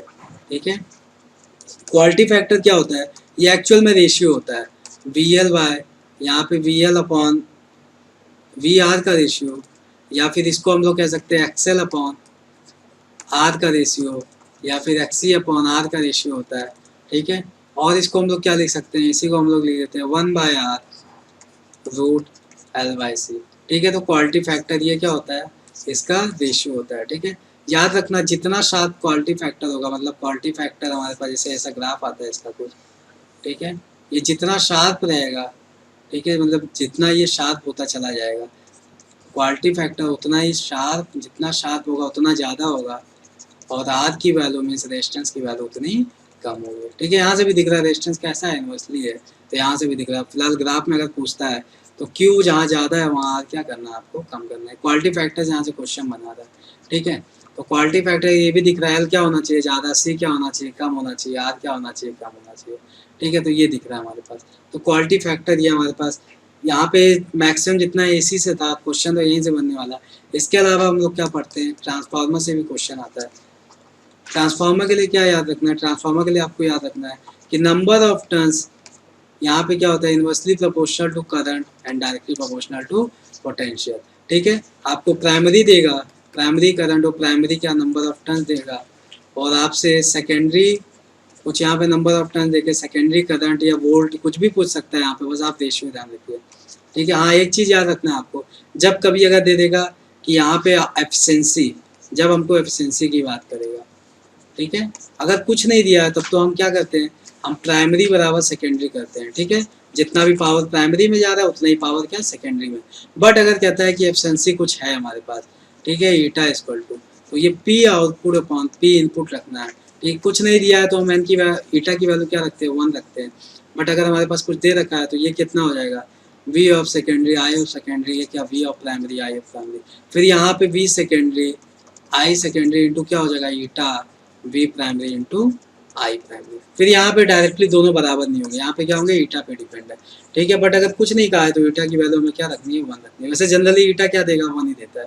ठीक है, अगर ईटा बना देता है थोड़ा सा कुछ कहता है 30%, तो ये कितना हो जाएगा, ये ईटा 0.3 हो जाएगा। फिर सेम है V S I S V P और आई पी, ये हो जाएगा बस, और कुछ कंडीशन चेंज हो जानी है थोड़ी सी बस। ट्रांसफार्मर ज़्यादा क्वेश्चन यहाँ से आता नहीं, बस यही रेशियो ही जनरेट जैसे तो रेशियो से देता है कि प्राइमरी टर्न इतना है, सेकेंडरी टर्न इतने है, प्राइमरी करंट इतना है तो सेकेंडरी बताओ, तो रेशियो से देना है। ठीक है, तो ये ट्रांसफार्मर का हो गया। अब इसके अलावा जो हमें पढ़ना है वो पढ़ना है एनर्जी वाला, थोड़ा बहुत फार्मूला हम लोग देख लेते हैं। जैसे इंडक्टिव के लिए कितना एनर्जी होता है, हाफ एल आई स्क्वायर यहाँ पे लॉस होगा, जबकि हमें पता है यहाँ पे कैपेसिटेंस की वजह से कितना होता है, हाफ क्यू स्क्वायर बाय सी होता है। ठीक है, और यहाँ पे अगर देखा जाए कि पोटेंशियल सॉरी यहाँ पे इलेक्ट्रिक फील्ड की वजह से half epsilon not into E square, फिलहाल ये क्या होता है, ये एनर्जी डेंसिटी हो जाता है, क्या हो जाता है एनर्जी डेंसिटी हो जाता है। ठीक है, और यही चीज़ अगर हम लोग मैग्नेटिक फील्ड के लिए देखेंगे तो ये हो जाता है half B square by mu. ठीक है, तो आप इतना, ये दोनों क्या है, ये दोनों एनर्जी डेंसिटी है, दोनों क्या है एनर्जी डेंसिटी है, बट ये दोनों क्या है एनर्जी है। ठीक है, तो आपको ये चीज़ याद रखना है कि half L I square half Q square by C half epsilon naught E square half B naught square by mu naught, ये दोनों क्या एनर्जी डेंसिटी है। ठीक है, तो ये वैल्यू आपको याद रखनी है। इसके अलावा आपको ध्यान रखना है यहाँ पे टाइम कांस्टेंट। ठीक है, टाइम कांस्टेंट, वैसे हम थोड़ा सा टाइम कांस्टेंट में ब्रीफली पढ़ते हैं। ठीक है, टाइम कांस्टेंट जो एल और सी मीन्स इंडक्टिव और कैपेसिटिव के लिए क्या होगा, इसके लिए एल बाय आर होता है टाइम कांस्टेंट, टाउ से इसके लिए time constant C into R होता है। ठीक है, ये क्या होता है टाइम कांस्टेंट, यहाँ पे टाइम कांस्टेंट वो वैल्यू होती है जब हमारा इंडक्टेंस या कैपेसिटेंस हमारा कितना चार्ज हो जाए, चार्ज होने के लिए एक कंडीशन है कि 0.67 हो जाए चार्ज, और या फिर अगर डिके हो रहा है तो डिके होते होते कहाँ तक जाके रिमेनिंग रहे, 0.37 रिमेनिंग रहे। ठीक है, मीन्स चार्जिंग की बात हो रहा है तो कितना चार्ज होना चाहिए, 67% चार्ज होना चाहिए। ठीक है, बट अगर डिस्चार्जिंग की बात हो रही है तो क्या रिमेनिंग मतलब 30 अप टू 37, इसको ऐसे लिख सकते हैं अप टू 37 तक। ठीक है, कि लास्ट वैल्यू कहाँ पे जाके रुकनी चाहिए 37% पे। ठीक है, वही क्या होता है टाउ होता है। फिलहाल टाउ के लिए क्वेश्चन अगर टफ बनाता है तो देख लीजिए कैसे बनाता है। कभी भी याद रखिए एल और सी में ठीक है। अगर t is equal to zero, T is equal to zero पे बोला है, तो आपको याद रखना T is equal to zero पे एल को हमें शॉर्ट सर्किट कर देना है, सॉरी एल को हमें इनफाइनाइट रेजिस्टेंस लेना है। क्या लेना है यहाँ पे? इनफाइनाइट रेजिस्टेंस, ठीक है। और t is equal to infinite पे इसको हमें शॉर्ट सर्किट करना है, but t is equal to zero पे इसको हम लोग शॉर्ट सर्किट करेंगे, और t is equal to infinite पे इसको हम लोग इनफाइनाइट पे डालेंगे, ठीक है। दोनों क्या अपोजिट है, आप एक याद करिए कि C जब हमारे पास कैपेसिटर और t इक्वल टू जीरो पे हम लोग क्या करेंगे? Short circuit. क्वेश्चन देखिए, क्वेश्चन जैसे हम लोग एक क्रिएट करके देख लेते हैं। जैसे रेजिस्टेंस क्या है? R है, ठीक है, और यहाँ पे एक कैपेसिटेंस C लगा हुआ है, ठीक है, और यहाँ पे एक कैपेसिटेंस क्या है? C है, तो यहाँ पे हमारे पास V कोई लगा है, ठीक है। कहता है t इक्वल टू जीरो पे हमें टाइम कॉन्स्टेंट बताओ, तो मैंने कहा t इक्वल टू जीरो पे हमें क्या करना है? कैपेसिटेंस को शॉर्ट सर्किट। तो अब ये देखिए यहाँ पे ये क्या हो जाएगा? Short circuit. अच्छा, इसको कर सकते हैं शॉर्ट सर्किट? नहीं करेंगे, क्योंकि क्या है, यहाँ से क्या है, करंट जाएगी, तो ये क्या होना चाहिए? इसको पास होने के लिए यहाँ पे जाना चाहिए, तो ये क्या हो जाएगा? शॉर्ट सर्किट हमारा t इक्वल टू जीरो पे, ठीक है। इसको भी कर सकते हैं, c equal to short circuit यहाँ पे भी हो सकता है, ठीक है। यहाँ पे भी शॉर्ट सर्किट फिलहाल हमें करना तो नहीं चाहिए, क्योंकि रेजिस्टेंस के जो हमें सीरीज में, इसको हम लोग शॉर्ट सर्किट नहीं करेंगे, ठीक है, नहीं करेंगे इसको। तो time constant t equal to क्या होता है? R इंटू सी, ठीक है। अब C क्या होता है? इक्विवेलेंट, तो ये तो शॉर्ट सर्किट हो गया, तो इसका तो कोई मतलब है नहीं यहाँ पे, तो क्या आएगा? R इंटू केवल C आएगा, ठीक है। फिलहाल अगर यहाँ पे हमारे पास L का क्वेश्चन होता, L दे देता, और यहाँ पे हमारे पास C दे देता, C नहीं, C तो कभी देगा नहीं L के साथ अगर टाइम कांस्टेंट पूछा है, और R दे देगा, ठीक है। तो यहाँ पे भी हमारे पास दो दे दिया इंडक्टिव, यहाँ पे बैटरी लगा दिया, ठीक है। t is equal to zero पे, तो मैंने कहा था t इक्वल टू जीरो पे कैसा रिएक्ट करेगा? इनफाइनाइट रेजिस्टेंस के तरह रिएक्ट करेगा, ठीक है। मीन्स ये L और ये L है, ठीक है। तो इनफाइनाइट रेजिस्टेंस की तरह अगर बिहेव कर रहा है, तो हमें क्या करना है? हमें L को कंसिडर करना है, L को हमें क्या करना है? यहाँ पे कंसिडर करना है। तो यहाँ पे कितने L हो जाएंगे? अब ये दो कैसे है? ये दो सीरीज है, और ये दो इसके क्या हो जाएंगे? यहाँ पे पैरेलल हो जाएंगे, तो फिर L हमें इफेक्टिव निकाल लेना है, और टाउ इक्वल टू क्या हो जाएगा? L by R। इस तरह हम लोग कर सकते हैं, बस आपको ध्यान रखना है t equal to zero, t equal to infinite पे C और L कैसा बिहेव करता है। फिलहाल ऐसे क्वेश्चन आते नहीं, मैंने थोड़ा ब्रीफ बता दिया है, लेकिन आना नहीं है ऐसे क्वेश्चन, ठीक है। अगला हम लोग जो पढ़ेंगे वो पढ़ेंगे EM वेव, ठीक है, इलेक्ट्रोमैग्नेटिक। जैसे पता है इलेक्ट्रोमैग्नेटिक वेव किससे क्रिएट हो रही है? ये इलेक्ट्रिक से, और किससे? मैग्नेट से। तो हमारा सिंपल ये हम लोग पढ़ेंगे, जिस तरफ ई जाता है और जिस तरफ मैग्नेटिक वाला जाता है, उसके परपेंडिकुलर हमारा क्या जाना है? Electromagnetic wave. मीन्स हमारा एक तरह से थ्री डायमेंशनल है। कैसा है? जैसे हमारा EM वेव इधर जाएगा, ठीक है, थ्री डायमेंशनल है। तीनों कैसे होना चाहिए? तीनों के तीनों परपेंडिकुलर होना चाहिए। और EM वेव के बारे में कुछ बातें आपको पता होना, कैसा होता है ये होता है ट्रांसवर्स नेचर का होता है, ठीक है। उसकी स्पीड क्या होती है? लाइट की स्पीड के बराबर होती है, ठीक है। और कैसा चलता है? ये दोनों के परपेंडिकुलर, इलेक्ट्रो क्या होता है? मैग्नेट के परपेंडिकुलर, ठीक है। और ये कब क्रिएट होता है? जब हमारा चार्ज क्या होता है? एक्सीलरेट होता है। जब हमारा चार्ज एक्सीलरेट होगा तो क्या होगा? पहली बात तो अगर मूव कर रहा है तो क्या मैग्नेटिक फील्ड क्रिएट करेगा, और अगर चार्ज है तो इलेक्ट्रिक फील्ड क्रिएट करेगा। एक्सीलरेट हो रहा है तो यहाँ पे इलेक्ट्रोमैग्नेटिक वेव क्रिएट कर देगा, ठीक है, इलेक्ट्रोमैग्नेटिक वेव, ठीक है। तो आपको ये ट्रांसवर्स वेव लाइट की स्पीड के ट्रांसफर होती है, कैसे चलती है? लाइट की स्पीड के बराबर। इसके अलावा यहाँ पे मैक्सवेल इक्वेशंस होते हैं, वो आपको याद करना है, ठीक है। मैक्सवेल इक्वेशंस होते हैं, वो सीधा आपको याद करना है कि मैक्सवेल इक्वेशन क्या है। जैसे हमने गॉस में पढ़ा था इलेक्ट्रिसिटी में, उसमें हम लोग क्या पढ़ा था? E dot D A equal to Q by epsilon naught. Q क्या होता है? जितना भी एनक्लोज से होता है। क्यू क्या होता है? जितना भी एनक्लोज सरफेस होता है। गॉस वाला हो गया। इसी तरह मैग्नेट के लिए भी हम लोग पढ़े, ठीक है। उसमें हम लोग ने क्या पढ़ा? E B dot D A क्या होना है? यहाँ पे जीरो होना है। ये मैग्नेट में हम लोग पढ़ते हैं, ठीक है। इसको हम लोग कहते हैं गॉस लॉ फॉर मैग्नेटाइजेशन। तो Gauss law for electric field and Gauss law for magnetization. Faraday law, Faraday's का क्या लॉ होता है? यहाँ पे ये पार्ट हमने छोड़ दिया है, क्योंकि यहाँ से क्वेश्चन जो होते हैं, क्योंकि मैंने फ्लक्स पढ़ा है, फ्लक्स से रिलेटेड ही फैराडे लॉ होता है, इसीलिए मैंने इसको छोड़ दिया। E dot D L equal to I by D T, ठीक है, ये फैराडेज लॉ है। इसके अलावा हम लोग एक और पढ़ते हैं एम्पियर मैक्सवेल लॉ, जिससे हमने प्रूफ भी किया था, एम्पियर मैक्सवेल लॉ, ठीक है। तो ये क्या होता है, B dot D L equal to, हमने पढ़ा था म्यू नॉट और सिग्मा इंटू आई, ठीक है। तो सिग्मा इंटू आई करंट, ठीक है, टोटल आई करंट। अब अगर जब हम लोग डिस्प्लेसमेंट भी करंट होती है, अगर उसको भी कंसिडर करते हैं, तो ये हमारा हो जाएगा टोटल आई, मीन्स जो हमारे पास एक करंट जा रही है वो तो होगी, प्लस और डिस्प्लेसमेंट करंट की जो हमारे पास वैल्यू आती है वो होती है एप्सिलॉन नॉट डी, और होता है ई bye D T, sorry D phi by D T होता है, ठीक है, डिस्प्लेसमेंट करंट। तो ये आई की वैल्यू यहाँ पे हम लोग पुट कर देंगे, तो क्या हो जाएगा हमारे B dot D L mu naught into I और mu naught epsilon naught D phi by D T. फिलहाल डिस्प्लेसमेंट करंट से क्वेश्चन तो कभी आता नहीं, लेकिन आपको वो फॉर्मूला पूछेगा। एम्पियर मैक्सवेल लॉ के लिए क्या सही है, तो एक ऑप्शन तो खाली म्यू नॉट इंटू आई देगा और एक ऑप्शन डिस्प्लेसमेंट करंट के साथ देगा। तो मोस्ट अप्रोप्रिएट कौन सा चला जाएगा आपका, डिस्प्लेसमेंट करंट के साथ वाला जाएगा। डिस्प्लेसमेंट करंट का क्या होता है यहाँ पे formula, epsilon naught D phi by D T, ये चीज़ ध्यान रखना है। तो मोस्ट अप्रोप्रिएट क्या चला जाएगा यहाँ पे, डिस्प्लेसमेंट करेंगे। तो आपको याद रखना है गॉस के लिए क्या है, ये हम इलेक्ट्रिक फील्ड में वापस से पढ़ें, Q by epsilon naught. Magnet के लिए क्या है, B dot D A into zero, और यहाँ पे फैराडेज लॉ क्या था, E dot D L is equal to minus D phi by D T. Ampere Maxwell law यहाँ पे ऐसा है, B dot D L mu not I, ठीक है। म्यू नॉट वैसे क्या है एम्पेयर, एम्पेयर मैक्सिमल खाली म्यू नॉट इंटू आई है। अब आई क्या है, टोटल करंट है, तो यहाँ पे डिस्प्लेसमेंट करते हुए कंसिडर कर सकता है, ठीक है। तो यहाँ से देखिए एरिया के साथ है गॉस का, गॉस ने किससे दिया था याद रखना है, किससे गॉस आएगा तो पहली बात तो आप एरिया ढूंढिएगा, ठीक है। और अगर दूसरा कुछ आएगा फैराडे एम्पेयर तो उसमें लेंथ ढूंढिएगा, ठीक है। यहाँ से आप ट्रिक बना सकते हैं कि एरिया आएगा तो क्या जाएंगे, सीधा गॉस पे जाएंगे, ठीक है। अगर ई है तो इलेक्ट्रिसिटी का, बी है तो मैग्नेट का, ठीक है। ये आपको याद करने की जरूरत तो फिलहाल है नहीं, एरिया आएगा तो कहाँ जाएंगे आप, गॉस पे, ठीक है। फॉर्मूला ही पूछना है यहाँ पे। और एम्पेयर मैक्सिमल लॉ याद रखना, मैग्नेटिक फील्ड में जो आपने प्रूफ करा है एम्पेयर मैक्सिमल लॉ हो जाएगा, ठीक है। तो ये हमारे पास ये हो गया इलेक्ट्रोमैग्नेटिक वेव से रिलेटेड।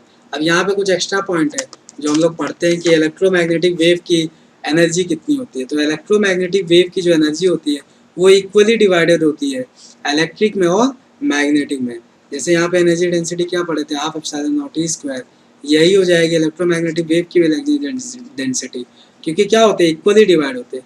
और ये हो जाएगा B square by mu naught. तो ये एनर्जी डेंसिटी हो गई, क्या हो गई ये, इसको हम लोग एनर्जी डेंसिटी कहते हैं, म्यू ए वी या फिर ई बाई वी कह सकते हैं, ठीक है। एनर्जी डेंसिटी यू से रिप्रेजेंट करते हैं, यू से, ठीक है, एनर्जी डेंसिटी हो गया। इसके अलावा यहाँ पे हमें बोलता है मूवमेंट बताओ, तो यहाँ पे मोमेंटम अगर कहेगा तो P equal to U by C हो सकता है या फिर टू यू बाई सी हो सकता है। ये मॉडर्न में भी पढ़े थे कि अगर रिफ्लेक्शन होता है तो क्या होता है, ट्वाइस हो जाता है। तो ये रिफ्लेक्शन सरफेस के लिए है और ये एब्जॉर्बर के लिए, ठीक है। तो हमने वहाँ पे पढ़ा था कहाँ, मॉडर्न में हमने क्या पढ़ा था कि force equal to I by C और force equal to two I by C. तो टू आई बाई सी किसके लिए था, जब रिफ्लेक्टिव था सरफेस, ठीक है। तो फोर्स का भी हमने यहाँ पे पढ़ा था। यहाँ पे क्या हमें मोमेंटम पढ़ना है, तो यहाँ पे u बाई टू, यहाँ पे क्या है, टू यू बाई टू है, और u क्या है यहाँ पे, एनर्जी डेंसिटी है यहाँ पे हमारे पास, ठीक है। अब प्रेशर की बात करेंगे, सेम कंडीशन है, ये क्या है हमारे पास, ये तो मोमेंट है और ये हम प्रेशर भी क्या होता है यहाँ पे, आई बाई सी इंटेंसिटी है, और ये तो हमारा मॉडर्न वाली है टू आई बाई सी, ठीक है। तो प्रेशर हो गया टू आई बाई सी और ये क्या हो गया, आई बाई सी हो गया, ठीक है। तो ये हमारे पास प्रेशर का फॉर्मूला। यहाँ पे इलेक्ट्रोमैग्नेटिक वेव से क्वेश्चन नहीं बनाने वाला, क्वेश्चन खाली बनाएगा मैग्नेट से वहाँ से, और यहाँ पे थियरी पूछेगा कि बताओ मोमेंटम कितना ट्रांसफर होगा, तो u बाई टू। रिफ्लेक्टिव है तो कैसा ट्रांसफर होगा, यहाँ पे रिफ्लेक्टिव है, सॉरी यहाँ पे c होता है टू यू बाई सी, ठीक है, ये हो गया। प्रेशर पूछेगा I by C, two I by C. अब इसके अलावा आपको ऑर्डर पता होना चाहिए यहाँ पे कि वेव का ऑर्डर, इलेक्ट्रोमैग्नेटिक वेव का ऑर्डर। तो यहाँ पे गामा, फिर एक्सरे, फिर यहाँ से क्या आ जाता है अल्ट्रा वायलेट, फिर यहाँ से जो हमारी विजिबल लाइट होती है मतलब विप्योर आ जाएगा, ठीक है। यहाँ पे हमारा विप्योर आ जाएगा, फिर आता है यहाँ पे इंफ्रारेड, और यहाँ पे माइक्रोवेव, और फिर यहाँ पे रेडियो वेव, ठीक है। याद कैसे करना है इसको, देखिए विजिबल वाला विप्योर, तो वायलेट से पहले क्या अल्ट्रा वायलेट, और रेड के बाद क्या आ गया, इंफ्रारेड आ गया। आपको खाली ये तीन आपको याद करना है। ये तीन अगर आपका याद है तो ऑप्शन ही ऐसा देगा कि ये तीन लीनियर होगा कहीं ना कहीं, ठीक है। आप खाली ये याद रखिए। और अगर ये याद करना है तो गामा, क्योंकि एक्सरे भी हम पढ़ते हैं अपने कोर्स में, ठीक है, एक्सरे भी पढ़ते हैं, तो याद रखना अल्ट्रा वायलेट से पहले क्या आता है, एक्सरे। आप खाली एक्सरे याद कीजिए, अल्ट्रा वायलेट, फिर आपका विप्योर आता है और उसके बाद इंफ्रारेड, ठीक है। रेड के बाद इंफ्रारेड, वायलेट से पहले अल्ट्रावायलेट। ठीक है, इस तरह हम लोग याद कर सकते हैं। उसके बाद वेलोसिटी का यहाँ पे होता है c equal to under root mu naught into epsilon naught. तो ये क्या हो गया, लाइट की स्पीड का यहाँ पे डायमेंशन पूछता है हमसे कि वन बाय रूट, ऐसा पूछता है 1/रूट म्यू नॉट एप्सिलॉन नॉट, खाली 1/एप्सिलॉन नॉट म्यू नॉट का पूछ सकता है। तो क्या दिख रहा है, सी स्क्वायर के बराबर हो जाएगा। तो याद रखना इलेक्ट्रोमैग्नेटिक वेव जब भी पढ़ना खाली फार्मूला पढ़ना है आपको। ठीक है, इलेक्ट्रोमैग्नेटिक वेव में फार्मूला पढ़ के हट जाना, ज़्यादा इसमें टाइम मत देना क्योंकि यहाँ से न्यूमेरिकल नहीं बनने वाला। ठीक है, अब इलेक्ट्रोमैग्नेटिक वेव का क्या है, एसएचएम की तरह यहाँ पे कोई एक ऐसे इक्वेशन बना देगा। जैसे हमारे पास इक्वेशन दे देगा यहाँ पे E equal to E naught sine, अब इसे यहाँ पे 2 पाई, फिलहाल यहाँ पे omega T minus K X या फिर के एक्स माइनस ओमेगा टी ऐसा कुछ दे सकता है। B is equal to B naught sine K X minus omega T ऐसा। अब यहाँ से हमको पूछ सकता है इलेक्ट्रिक फील्ड की फ्रीक्वेंसी बताओ, तो निकाल सकते हैं यहाँ पे के इक्वल टू क्या होता है 2 पाई बाय लैम्डा। तो सेम किसके तरह है, ये तो एसएचएम की तरह है। ठीक है, ये इक्वेशन सॉल्व करना है। ठीक है, तो इलेक्ट्रोमैग्नेटिक वेव में हमें इतना ही पढ़ना था। और यहाँ पे हमारा क्या है, यहाँ पे हमारा मैग्नेट और एसी और ईएम वेव यहाँ पे हमारा खत्म होता है। अब इसके अलावा हम लोग पढ़ेंगे नेक्स्ट लेक्चर में इलेक्ट्रिसिटी।